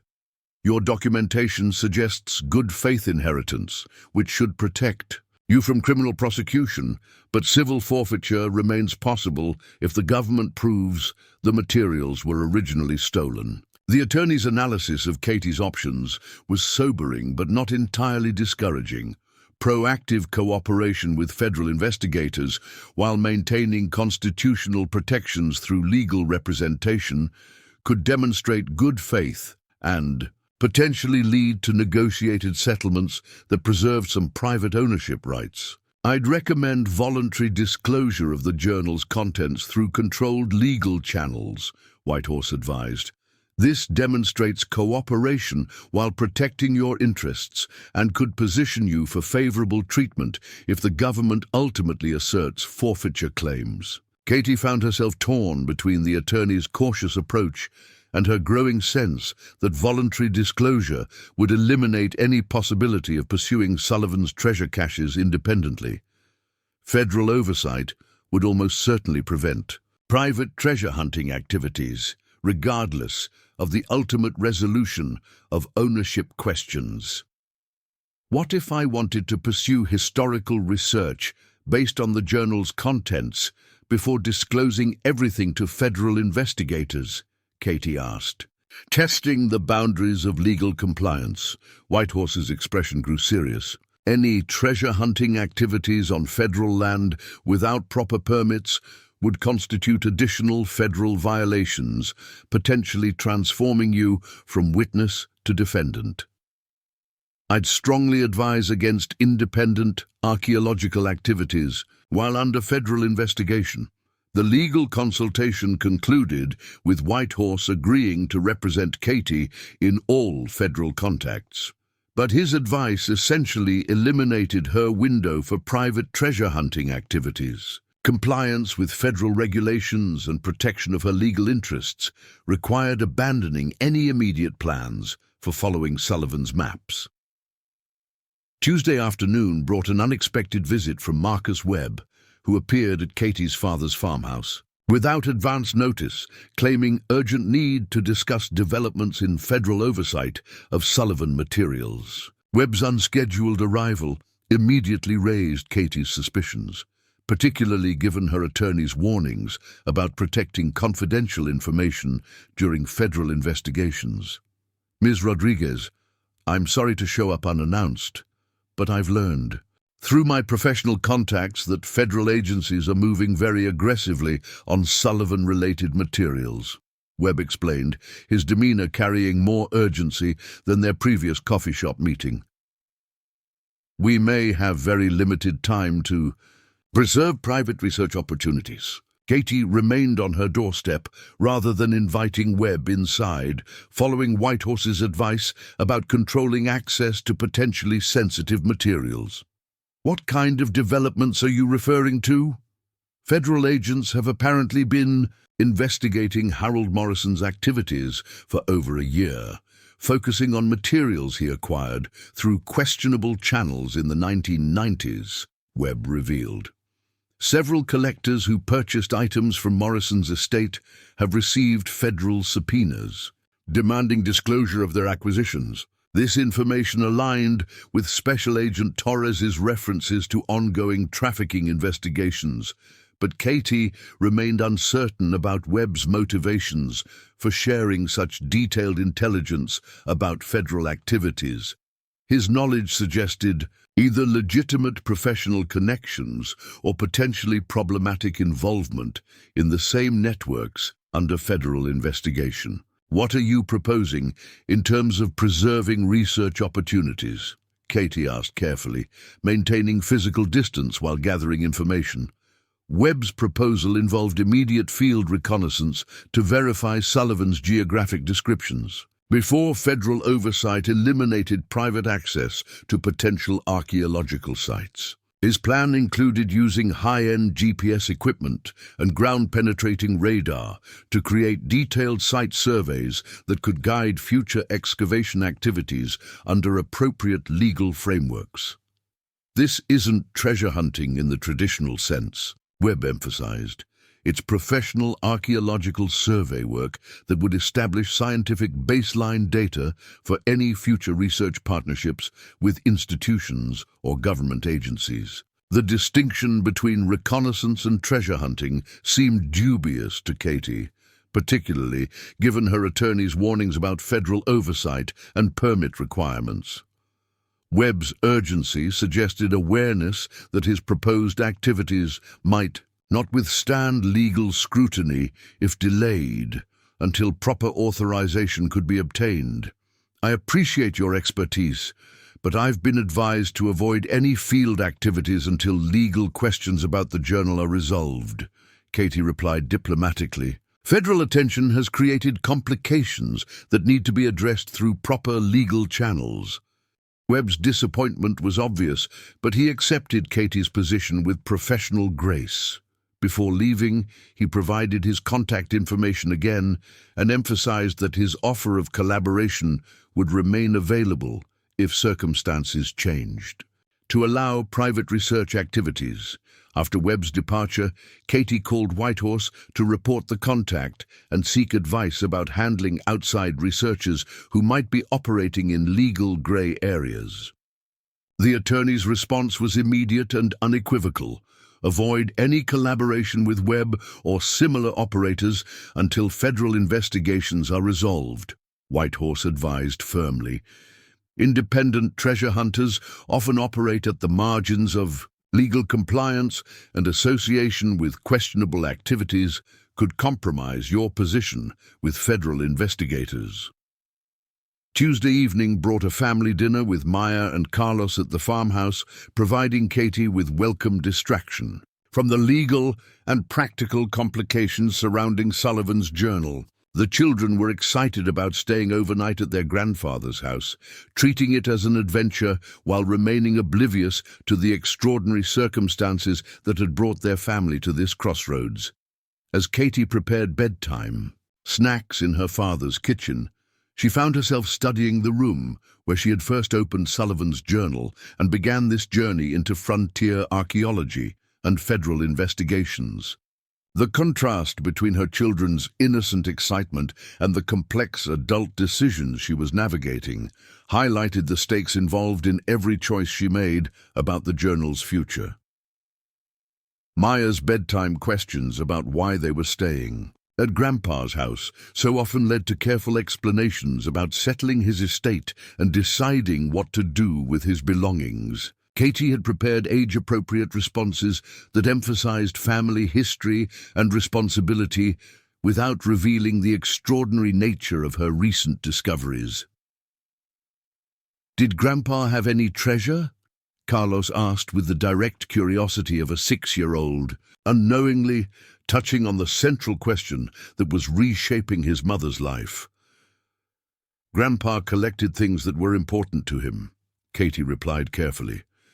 "Sometimes old things can be valuable in ways we don't immediately understand." Wednesday morning began with another call from Dr. Chen at the University of Montana, this time with information that would add new dimensions to Katie's understanding of the federal investigation surrounding Sullivan materials.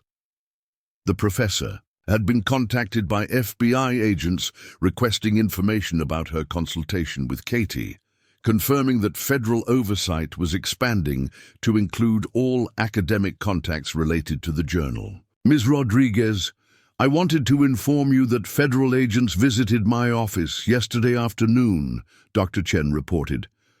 "They asked detailed questions about our discussion and requested copies of any photographs or documentation you provided."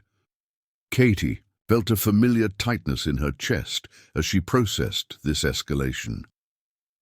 "Did you provide them with the photographs I shared?" "I explained that our consultation was confidential academic discussion, but they indicated they would be seeking formal subpoenas if voluntary cooperation wasn't provided," Dr. Chen replied. "I recommended that you contact me immediately so we could discuss how to respond to federal requests." The professor's legal position was complicated by university policies regarding cooperation with federal investigations, but her personal inclination was to protect the confidentiality of academic consultations whenever possible. Dr. Chen had contacted the university's legal counsel for guidance about balancing institutional cooperation with scholarly independence. "What's your recommendation for handling their requests?" Katie asked, hoping for advice that might align with her attorney's guidance. University counsel suggests that formal academic partnerships with law enforcement can sometimes protect research interests while satisfying federal oversight requirements.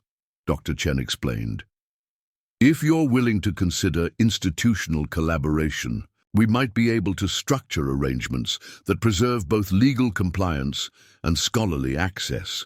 Katie promised to discuss institutional partnership possibilities with her attorney, but she recognized that academic collaboration would fundamentally alter her control over Sullivan's journal and any resulting discoveries. University involvement would bring professional expertise and legal protection, but it would also eliminate private decision-making authority over research directions and timeline.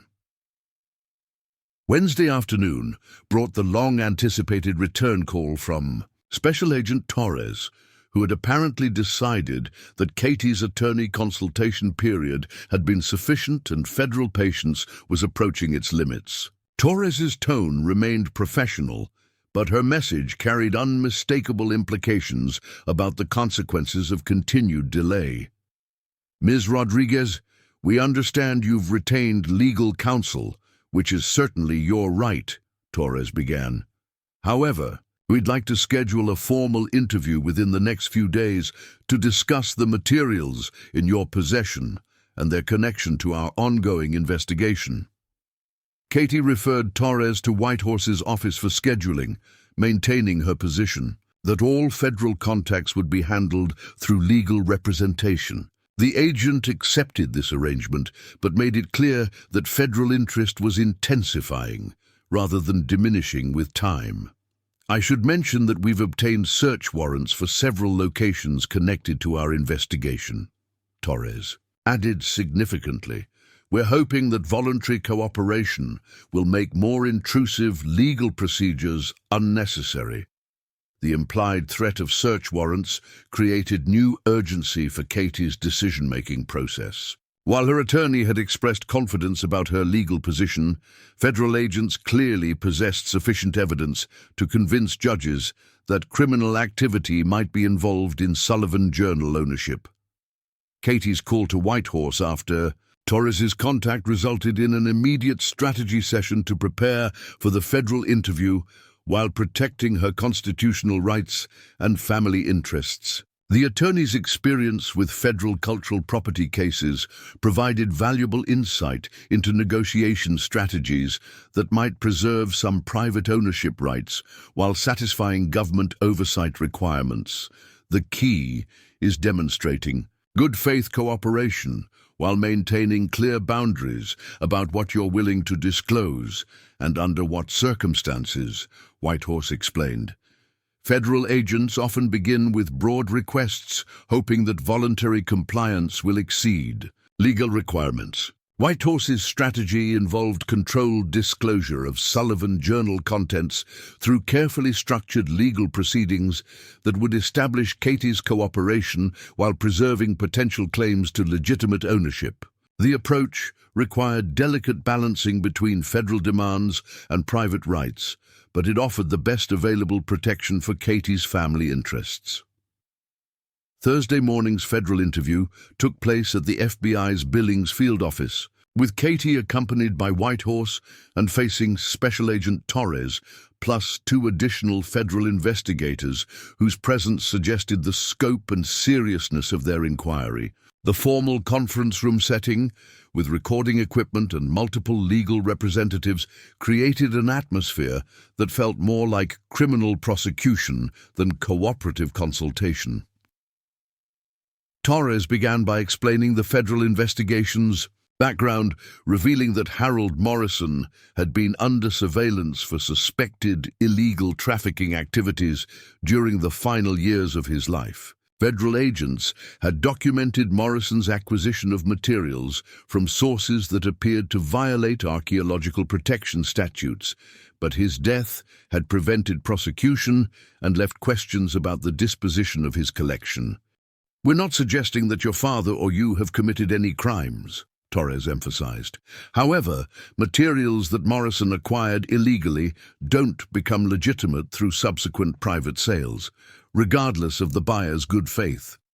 The agent's explanation revealed that federal investigations had identified several collectors who had purchased Morrison materials through estate sales or private transactions, with Katie being one of multiple individuals who had inherited potentially problematic artifacts. Federal interest focused on recovering stolen cultural property rather than prosecuting unwitting purchasers.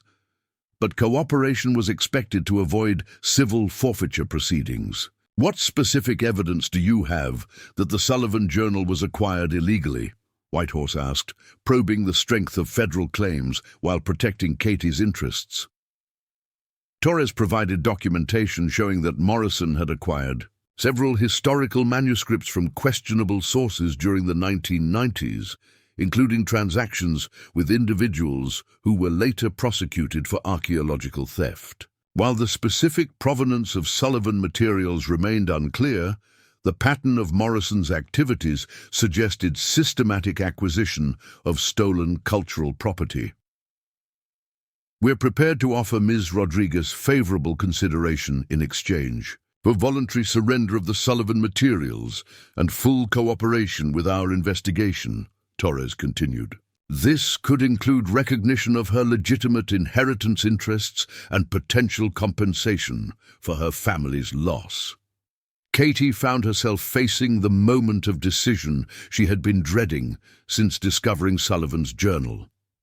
Federal agents were offering financial compensation and legal protection in exchange for surrendering the extraordinary opportunity that had emerged from her father's estate. The choice between security and adventure, between guaranteed protection and unknown possibilities, would determine not only her family's immediate future, but also her relationship with risk and opportunity for years to come. Whitehorse requested time for private consultation with his client, and Katie found herself in a federal building conference room, contemplating the most significant decision of her adult life, while surrounded by the institutional weight of government authority and legal procedure.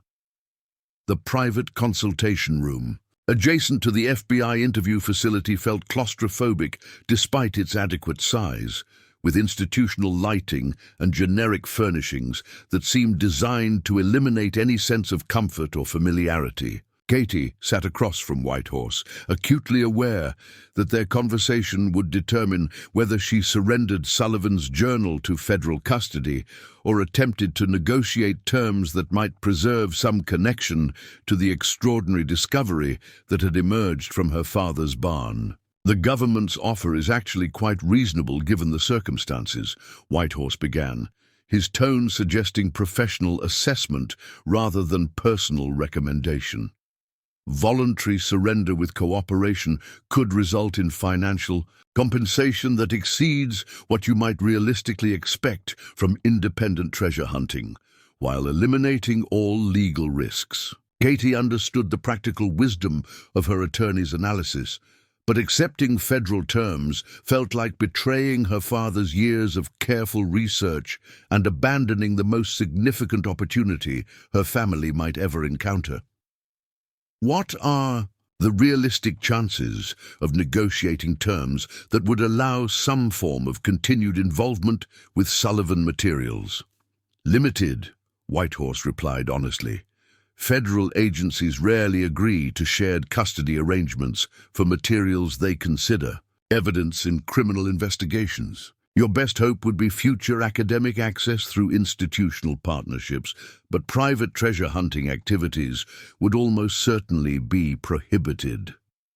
The attorney's assessment aligned with Katie's growing understanding that federal Oversight would eliminate her ability to pursue Sullivan's cache sites independently, regardless of the ultimate resolution of ownership questions. Government involvement meant professional archaeological procedures, academic oversight, and institutional control over research directions and timeline. "I need to understand something before making this decision," Katie said, her nursing background, prompting systematic evaluation of available information. "You mentioned that Morrison was under surveillance for illegal trafficking. Do we know whether he actually found any of Sullivan's treasure sites before selling the journal to my father?" Whitehorse consulted his notes from the federal briefing. Agent Torres didn't provide specific information about Morrison's success with treasure hunting, but their investigation focused on his acquisition methods rather than recovery activities. It's possible he never attempted to follow Sullivan's maps, or that he was unsuccessful in locating the cache sites. This uncertainty about Morrison's research progress became crucial to Katie's decision-making process. If Morrison had successfully recovered Sullivan's treasures, the journal's value would be primarily historical, making federal compensation potentially more attractive than futile treasure hunting attempts. However, if the cache sites remained undiscovered, surrendering the journal might mean abandoning treasures worth millions of dollars. Is there any way to determine Morrison's research progress without revealing sensitive information to federal agents? Katie asked, exploring possibilities for informed decision-making. Whitehorse considered this carefully. Morrison's published papers and academic correspondence might provide clues about his activities, and such research would be legitimate scholarly investigation rather than obstruction of federal proceedings. Dr. Chen at the university might be able to help with that kind of background research. Katie found herself torn between the immediate security offered by federal cooperation and the nagging possibility that she might be surrendering an extraordinary opportunity without understanding its true scope. Her financial pressures remained unchanged, but the potential solutions had expanded far beyond anything she had previously imagined possible. "I'd like to request a brief delay to conduct additional research about Morrison's activities," Katie decided, not to avoid cooperation, but to make an informed decision about materials that represent my family's inheritance. Whitehorse returned to the federal interview room to negotiate a postponement, explaining that Katie needed time to research family inheritance issues and consult with estate advisors about the implications of surrendering valuable historical materials. Agent Torres accepted a 48-hour delay, but made it clear that federal patience was limited and continued postponement might result in more formal legal procedures. Thursday afternoon found Katie driving back to her father's farmhouse with her mind racing through research strategies that might reveal Morrison's progress with Sullivan's treasure sites without compromising her negotiating position with federal agents. The deadline for decision-making had been extended, but the fundamental choice between security and opportunity remained unchanged. Her first research priority was examining Morrison's published papers more thoroughly, looking for any references to Sullivan materials or treasure hunting activities that might indicate whether he had successfully followed the journal's maps.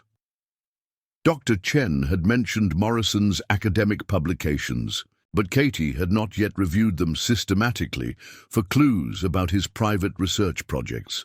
Katie spent Thursday evening at the Billings Public Library, using their computer terminals to access academic databases and historical archives that contained Morrison's published work. The library's Western history collection included several of Morrison's papers, revealing a researcher with impressive credentials and sophisticated methodology for investigating frontier archaeological sites. Morrison's 1995 paper on Cache Site, Recovery in Montana Territory, described his successful discovery of treasure locations related to the Plummer Gang. a group of road agents who had operated in the 1860s. His methodology combined historical documentation with modern technology, using metal detectors and ground-penetrating radar to locate burial sites that had remained hidden for over a century. More significantly, Morrison's 1998 publication titled Systematic Approaches to Outlaw Archaeology included a section on unresolved treasure sites that specifically mentioned the Sullivan gang as an example of well-documented criminal activity, with no corresponding archaeological discoveries. Morrison wrote that despite extensive research, he had been unable to locate any verifiable Sullivan cache sites, suggesting either inaccurate historical documentation or successful recovery by unknown parties. This revelation transformed Katie's understanding of the situation dramatically. If Morrison had been unable to locate Sullivan's treasures, despite decades of professional research and sophisticated equipment, it suggested either that the cache sites had been previously discovered or that Sullivan's maps were insufficiently accurate for modern treasure hunting applications. However, Katie realized that Morrison's published papers necessarily omitted sensitive information about ongoing research projects or recently acquired materials. His 1998 assessment of Sullivan sites as unresolved might have been outdated by the time he acquired the journal from Harold Morrison's estate, potentially explaining his willingness to sell materials privately rather than pursuing treasure hunting activities. Friday morning brought a phone call from Eleanor in Denver with legal research that would prove crucial to Katie's decision-making process. Elena had investigated federal compensation procedures for cultural property surrender, discovering that government payments typically represented fair market value for historical materials rather than potential treasure hunting returns. The FBI's compensation offer probably reflects the journal's value as a collectible historical document, Elena explained. Federal agencies don't typically pay speculative amounts based on treasure hunting possibilities, especially when those activities would violate archaeological protection laws. Elena's research had also uncovered information about federal procedures for archaeological investigation of sites identified through surrendered materials. Government agencies typically conducted professional excavations under controlled conditions, with any recovered artifacts becoming federal property regardless of private ownership claims to the original documentation. If Sullivan's cache sites are on federal land, any treasures would belong to the government even if your journal led to their discovery, Eleanor continued. Private parties might receive finder's fees or recognition, but not ownership of recovered materials. This information further complicated Katie's assessment of her options. Even successful independent treasure hunting might result in federal forfeiture of any discoveries, while government-led excavations would definitely exclude private ownership claims. The choice between federal cooperation and independent research might not significantly affect her family's ultimate financial benefits. Friday afternoon brought an unexpected visit from Dr. Chen, who had driven from the university to discuss research developments that might influence Katie's decision about federal cooperation.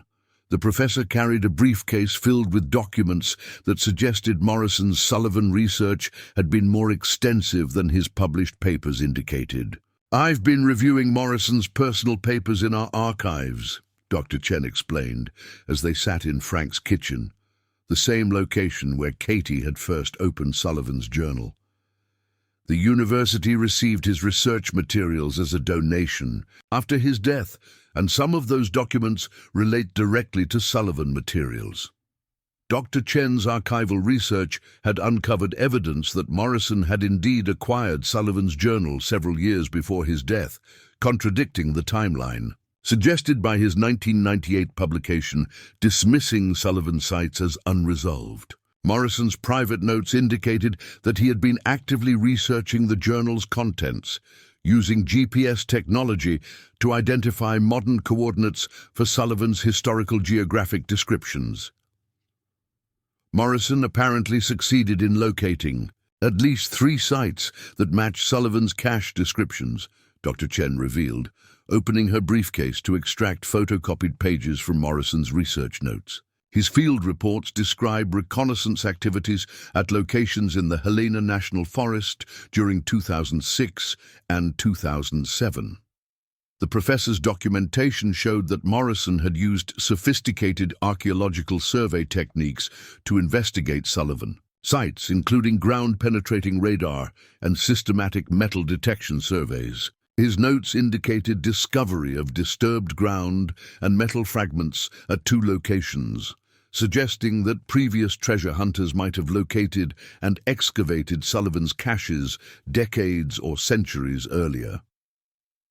Morrison's conclusion was that Sullivan's major treasure sites had been discovered and emptied by unknown parties, probably during the early 20th century, when treasure hunting activities were less regulated, Dr. Chen continued. His decision to sell the journal privately reflected his assessment that it had historical value but limited practical treasure hunting potential.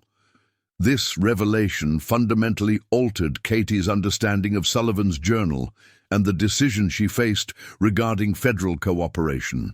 If Morrison's professional research had confirmed that the major cache sites were already emptied, the journal's primary value was indeed historical rather than practical, making federal compensation potentially more attractive than futile treasure hunting attempts. However, Dr. Chen's research had also uncovered references to smaller cache sites that Morrison had not investigated thoroughly before his death. Sullivan's journal described 14 separate treasure locations, and Morrison's notes indicated detailed reconnaissance of only 3 sites before health problems forced him to abandon field research activities. There's a possibility that some of Sullivan's smaller caches remain undiscovered, Dr. Chen acknowledged. Morrison's research was systematic but incomplete, focusing on the largest treasure sites while noting but not investigating locations with smaller estimated values. Katie found herself facing a more complex decision than she had initially understood. Morrison's research suggested that the major Sullivan treasures had probably been recovered by earlier searchers, but the possibility remained that smaller cache sites might still contain valuable materials worth pursuing through careful investigation. What would be involved in researching the uninvestigated sites mentioned in Morrison's notes? Katie asked, exploring possibilities for completing the research her father and Morrison had begun. Dr. Chen's response reflected both academic interest and practical caution. Legitimate archaeological investigation would require federal permits, institutional partnerships, and significant financial investment. The university might be interested in collaborative research, but such projects typically take years to organize and complete.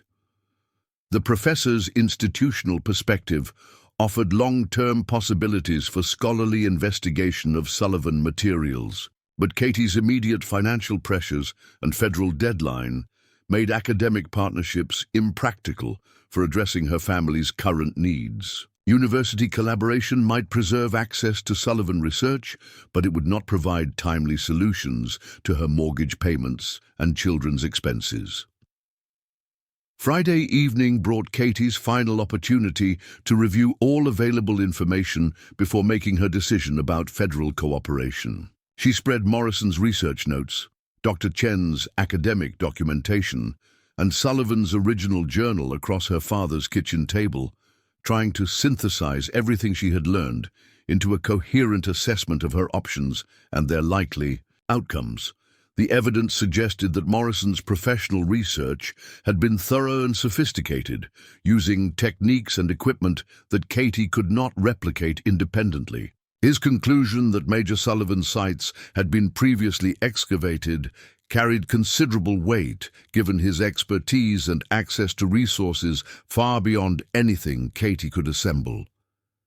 However, Morrison's incomplete investigation of smaller cache sites left open the possibility that treasures worth pursuing might still be hidden in remote mountain locations.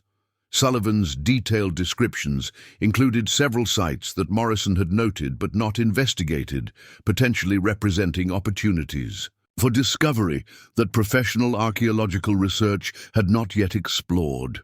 Katie's decision-making process was complicated by competing considerations that defied simple analysis. Federal cooperation offered guaranteed compensation, legal protection, and elimination of financial risk, but it also meant surrendering the most extraordinary opportunity her family might ever encounter. Independent research carried significant financial and legal risks, but it preserved the possibility of discoveries that could transform her children's futures.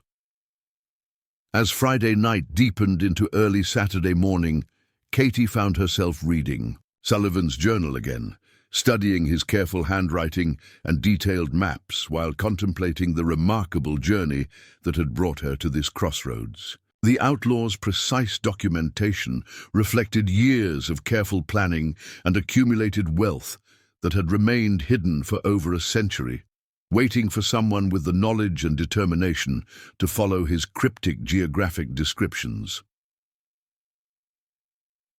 The Sissi romance of treasure hunting appealed to something deep in Katie's personality that her practical nursing career had rarely engaged, offering adventure and possibility that contrasted sharply with the predictable routines of medical procedures and family responsibilities. Sullivan's journal represented escape from financial pressure and mundane concerns, promising transformation through courage and persistence rather than gradual progress through conventional employment. But Katie's responsibilities as a single mother demanded prioritizing security over adventure, choosing guaranteed outcomes over speculative possibilities that might leave her children worse off than before. The federal agents waiting for her decision represented institutional authority and professional procedures that offered protection from the risks inherent in treasure hunting adventures.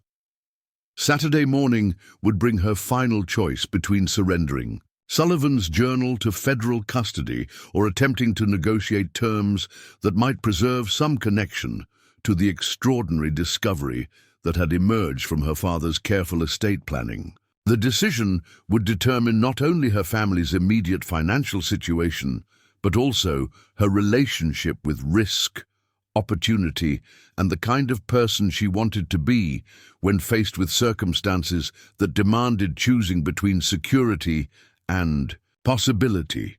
As dawn approached over the Montana landscape where Sullivan had once ridden with his gang, planning robberies and hiding treasures that would eventually lead a struggling single mother to the most significant decision of her adult life, Katie prepared to choose between the certain safety of federal cooperation and the uncertain promise of adventure that had been waiting in her father's barn for someone brave enough to follow an outlaw's faded maps toward destinations unknown. Saturday. Morning's grey dawn filtered through the farmhouse windows as Katie sat motionless at her father's kitchen table. Sullivan's journal opened before her to the page containing the most detailed map of what the outlaw had called the Montana job. The FBI's deadline loomed just hours away, but something in Morrison's incomplete research notes had sparked a realization that changed everything she thought she understood about her impossible choice.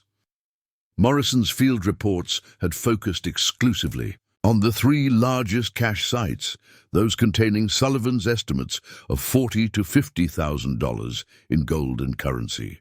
But buried in his handwritten margin notes, Katie had discovered a reference that Morrison himself might have overlooked in his systematic pursuit of major treasures. Sullivan's entry, dated October 12, 1887, described hiding the railroad payroll, emergency fund, separate from his gang's usual treasure distribution, a personal cache that contained not gold or silver, but something Sullivan considered even more valuable: The entry was brief and cryptic. Secured the special cargo separate. From gang distribution, the railroad company's contingency bonds, worth more than all our previous ventures combined, hidden where only I can retrieve them when circumstances permit safe return. Location known only to myself, marked by the sign of the three sisters watching over still water. Katie had initially dismissed this reference as another treasure location among Sullivan's 14 documented sites, but Morrison's research notes revealed crucial context. Railroad companies in the 1880s often carried emergency funding in the form of bearer bonds rather than currency, financial instruments that could be redeemed decades later if properly preserved. Unlike gold or silver that required physical recovery and sale, bearer bonds represented legal financial claims that could potentially be honored by successor institutions even after a century. Morrison's notes indicated that he had recognized the significance of Sullivan's bearer bond reference, but had been unable to identify the geographic location described as Three Sisters Watching Over Still Water. His research had focused on known geological formations called Three Sisters throughout Montana Territory, but none of his investigations had yielded evidence of Sullivan's hidden cache. Katie realized that Morrison's urban academic perspective might have missed geographic references that would be obvious to someone with rural Montana background.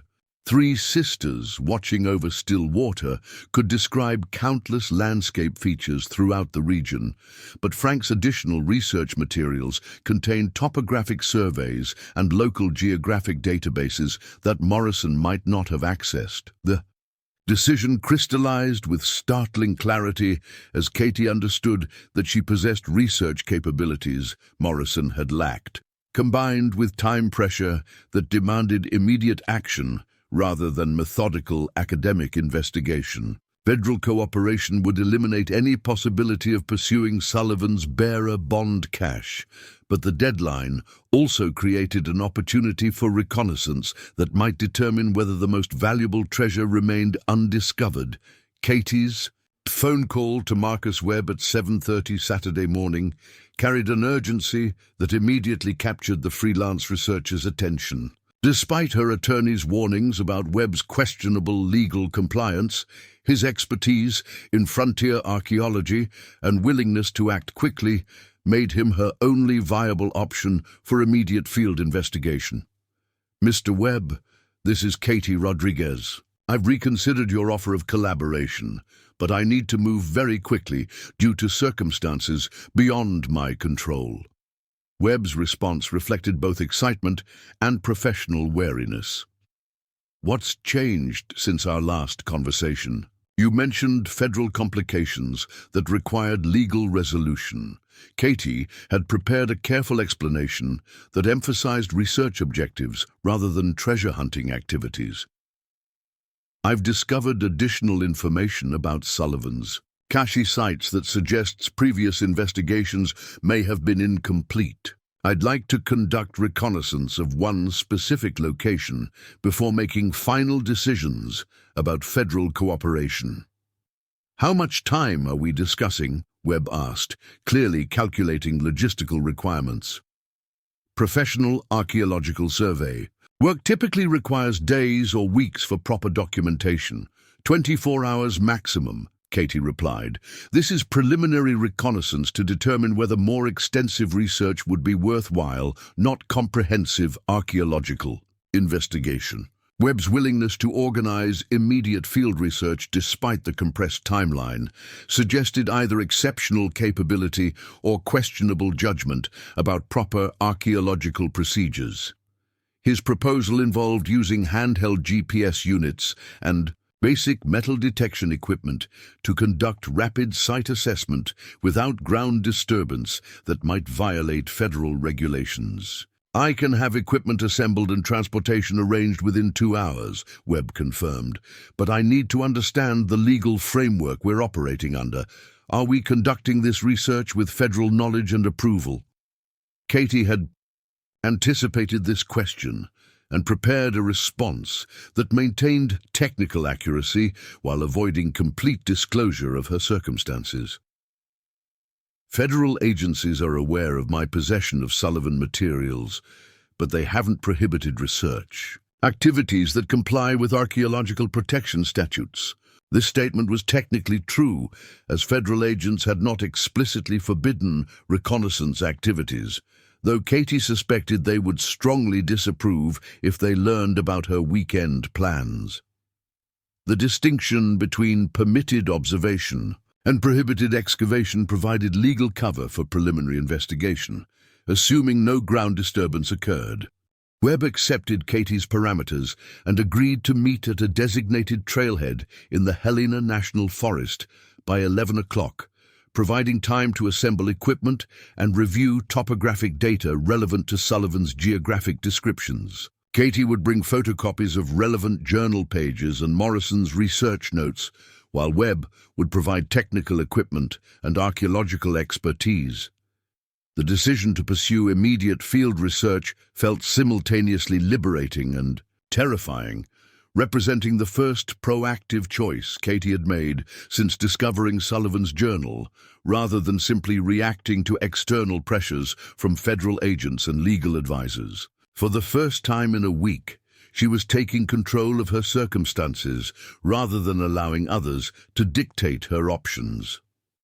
Katie's preparation for the field expedition required careful balance between thorough planning and rapid execution. She gathered topographic maps covering areas that might correspond to Sullivan's Three Sisters description, camping equipment appropriate for overnight wilderness travel, and emergency supplies for situations that might develop beyond her control. Her explanation to Maya and Carlos about spending Saturday away from the farmhouse emphasized routine estate business and promised Sunday activities to compensate for her absence. The children accepted her explanation without suspicion, having grown accustomed to adult complications related to their grandfather's belongings. The drive to Helena National Forest provided time for Katie to review Sullivan's journal entries and Morrison's research notes, looking for additional clues about the Bearer Bond cache location that might have escaped previous investigators. Sullivan's description mentioned still water, in addition to the Three Sisters formation, suggesting a lake or pond rather than a flowing stream or river. Morrison's field notes included topographic references to several Three Sisters rock formations within reasonable distance of railroad lines that Sullivan might have used for transportation, but none of his investigations had focused on locations near significant bodies of still water. Katie's review of current topographic maps revealed at least 6 areas where distinctive rock formations near lakes or ponds might match Sullivan's cryptic description. Webb was waiting at the designated trailhead when Katie arrived. His equipment, organized with military precision, and his demeanor, suggesting extensive experience with rapid deployment archaeological surveys. His gear included handheld GPS units, metal detectors designed for archaeological applications, ground-penetrating, radar equipment, and documentation cameras for recording discoveries without sight disturbance. "I've reviewed the topographic data you provided by phone," Webb reported, as they organized equipment for the hike. 3 potential locations within reasonable hiking distance match Sullivan's geographic description, assuming we're interpreting his references correctly. Webb's preliminary analysis had identified priority sites based on accessibility, correspondence to Sullivan's written descriptions, and likelihood of preserving hidden materials for over a century. His methodology reflected professional archaeological training, but his willingness to conduct unsupervised field research suggested flexibility regarding standard institutional procedures. The first potential site lay approximately 3 miles along a well-maintained Forest Service trail, accessible within 2 hours of hiking at moderate pace. Webb's equipment load was considerable, but manageable for someone with backpacking experience, and Katie's nursing background provided physical conditioning adequate for wilderness travel.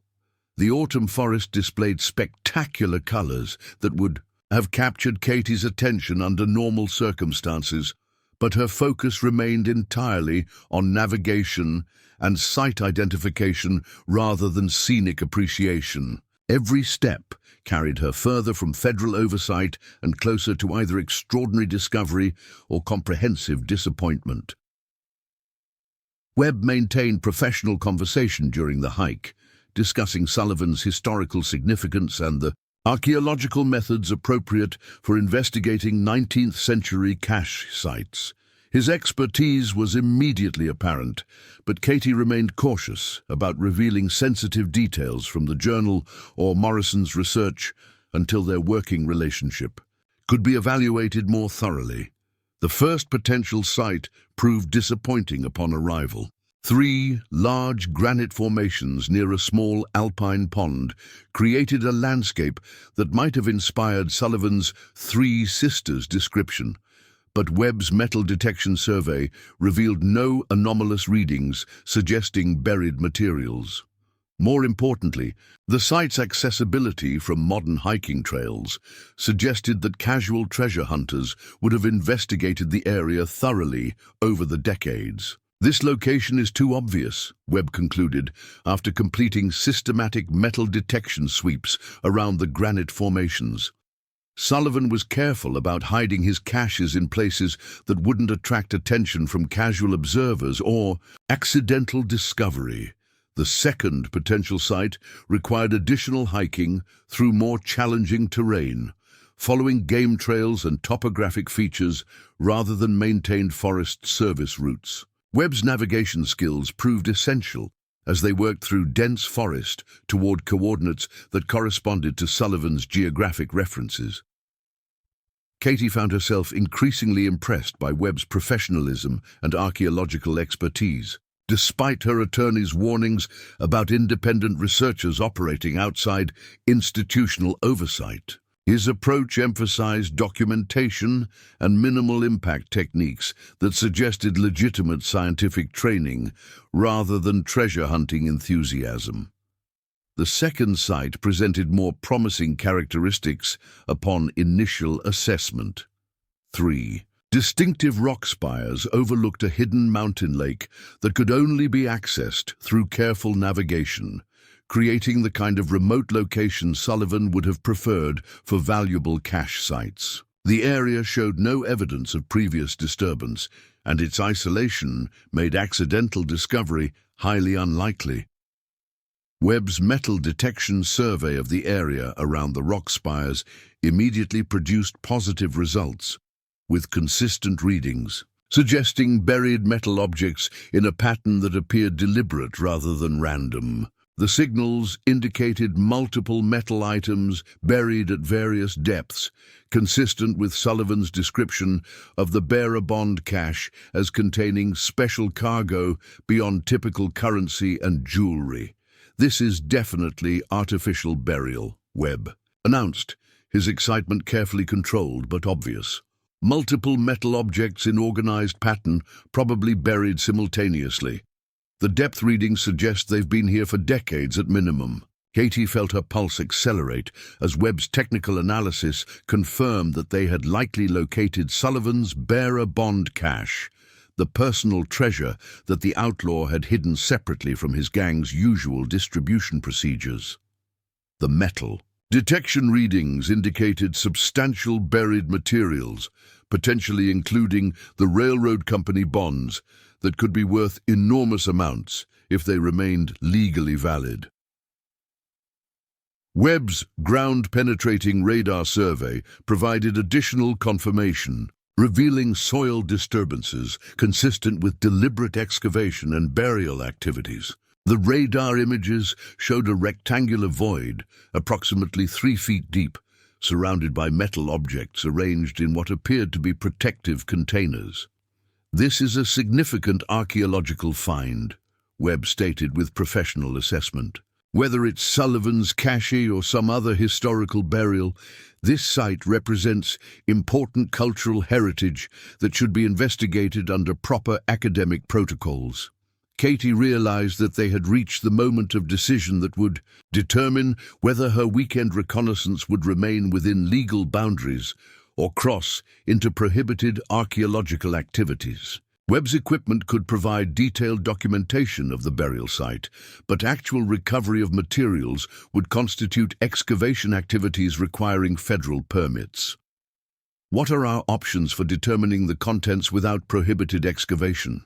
Katie asked, trying to balance her desire for confirmation against legal and practical constraints. Webb's response reflected both archaeological training and practical treasure hunting experience. We can use ground-penetrating radar to create detailed images of buried objects, and metal detection can provide composition analysis, suggesting gold, silver, or other metals. But definitive identification requires physical examination. The afternoon sun was already declining toward evening as Webb completed his technical survey of the site, documenting coordinates, radar images, and metal detection readings that provided compelling evidence of Sullivan's bearer bond cache. His professional documentation would support future archaeological applications while preserving Katie's legal position regarding reconnaissance activities. Based on technical analysis, this site contains multiple buried metal objects consistent with a 19th century treasure cache, Webb concluded. The materials appear to be contained in protective metal boxes, suggesting valuable contents that were carefully preserved for future recovery. Katie found herself torn between excitement about confirming Sullivan's cache location and frustration about being unable to examine the actual contents immediately. Webb's survey had answered crucial questions about the site's authenticity, but the most important question about the bearer bond's current value remained unresolved. How difficult would it be to obtain legitimate archaeological permits for excavation of this site? Katie asked, exploring possibilities for legal recovery procedures. Webb's assessment was sobering but not entirely discouraging. Federal permits for archaeological excavation typically require institutional sponsorship, detailed research proposals, environmental impact assessments, and multi-year approval processes. However, sites with demonstrated historical significance sometimes receive expedited consideration. The complexity of legitimate archaeological procedures highlighted the appeal of immediate excavation activities, but Katie's legal consultation with Whitehorse had emphasized the serious federal penalties for unauthorized archaeological activities on public land. Discovery of Sullivan's cache location represented enormous progress, but legal recovery remained complicated and time-consuming. As evening approached, Katie faced another impossible choice between legal compliance and practical opportunity. Webb's survey had confirmed that Sullivan's most valuable cache lay buried just 3 feet beneath their location, potentially containing bearer bonds worth millions of dollars if properly preserved and legally honored by successor financial institutions. What would you recommend for someone in my position? Katie asked Webb, seeking advice from someone with extensive experience navigating the intersection of archaeological regulations and treasure hunting opportunities. Webb's response reflected careful consideration of legal and practical factors. Document everything thoroughly, pursue legitimate archaeological partnerships, and avoid any activities that could be construed as unauthorized excavation. But also understand that federal bureaucracy moves slowly, and opportunities for private benefit often disappear once materials enter official custody. The implications of Webb's advice were clear, despite his diplomatic phrasing. Legal compliance offered protection, but would likely eliminate any private financial benefit from Sullivan's discovery, while immediate recovery carried serious legal risks, but preserved the possibility of extraordinary financial returns. As darkness settled over the remote mountain lake where Sullivan had hidden his most valuable treasure over a century earlier, Katie prepared to make the final decision that would determine whether she returned to federal custody with documentation of her weekend research or attempted to recover materials that could transform her family's entire future. The bearer bonds, buried beneath the granite spires, represented not just financial opportunity, but validation of her father's years of patient research and proof that extraordinary discoveries still waited for those brave enough to follow faded maps toward destinations that demanded courage, determination, and willingness to risk everything for the possibility of transformation. Sunday morning would bring either return to federal negotiations with enhanced knowledge of Sullivan's cache locations or the beginning of recovery activities that would place Katie permanently outside legal boundaries in pursuit of treasures that had waited over a century for someone with the knowledge and courage to claim them. As dawn broke over the hidden lake, Katie made her choice. She carefully photographed web survey data, GPS coordinates, and ground-penetrating radar images, then sealed everything in waterproof containers. But instead of excavating, she did something that surprised even Webb. "We're walking away," she announced firmly. But not forever. Katie had realized that Sullivan's greatest treasure wasn't the bearer bonds themselves, but the knowledge of their location. She returned to Billings and met with Agent Torres, voluntarily surrendering the journal while withholding one crucial detail: the exact coordinates of the bearer bond cache. During the federal interview, Katie cooperated fully about the journal's contents and Morrison's research, accepting the government's compensation offer of $150,000 for the historical document. But she had memorized Sullivan's cryptic description of the bearer bond location, information that existed nowhere else since Morrison had never identified the correct site. 6 months later, after the federal investigation concluded and media attention faded, Katie quietly established a legitimate archaeological consulting firm in partnership with Dr. Chen and the University of Montana. Their first project involved surveying potential Sullivan-related sites in Helena National Forest with proper permits and institutional backing. The bearer bonds, when finally excavated under legal archaeological protocols, proved to be worth over $2 million through a class action settlement with the railroad company's successor corporation. As the site's discoverer and primary researcher, Katie received 40% of the recovery value under academic partnership agreements. Maya and Carlos grew up hearing stories about their mother's incredible discovery, never knowing how close they had come to either poverty or their mum becoming a federal fugitive. The farmhouse mortgage was paid off, college funds were established, and Katie kept Sullivan's original maps framed in her new archaeological consulting office. What would you have done in Katie's situation? Would you have taken the risk or played it safe? Drop your thoughts in the comments below. And if you loved this incredible story of discovery and difficult choices, make sure to hit that subscribe button and ring the notification bell. Tomorrow, we have another amazing tale about a construction worker who found something buried under a Las Vegas casino that changed everything. You won't want to miss it.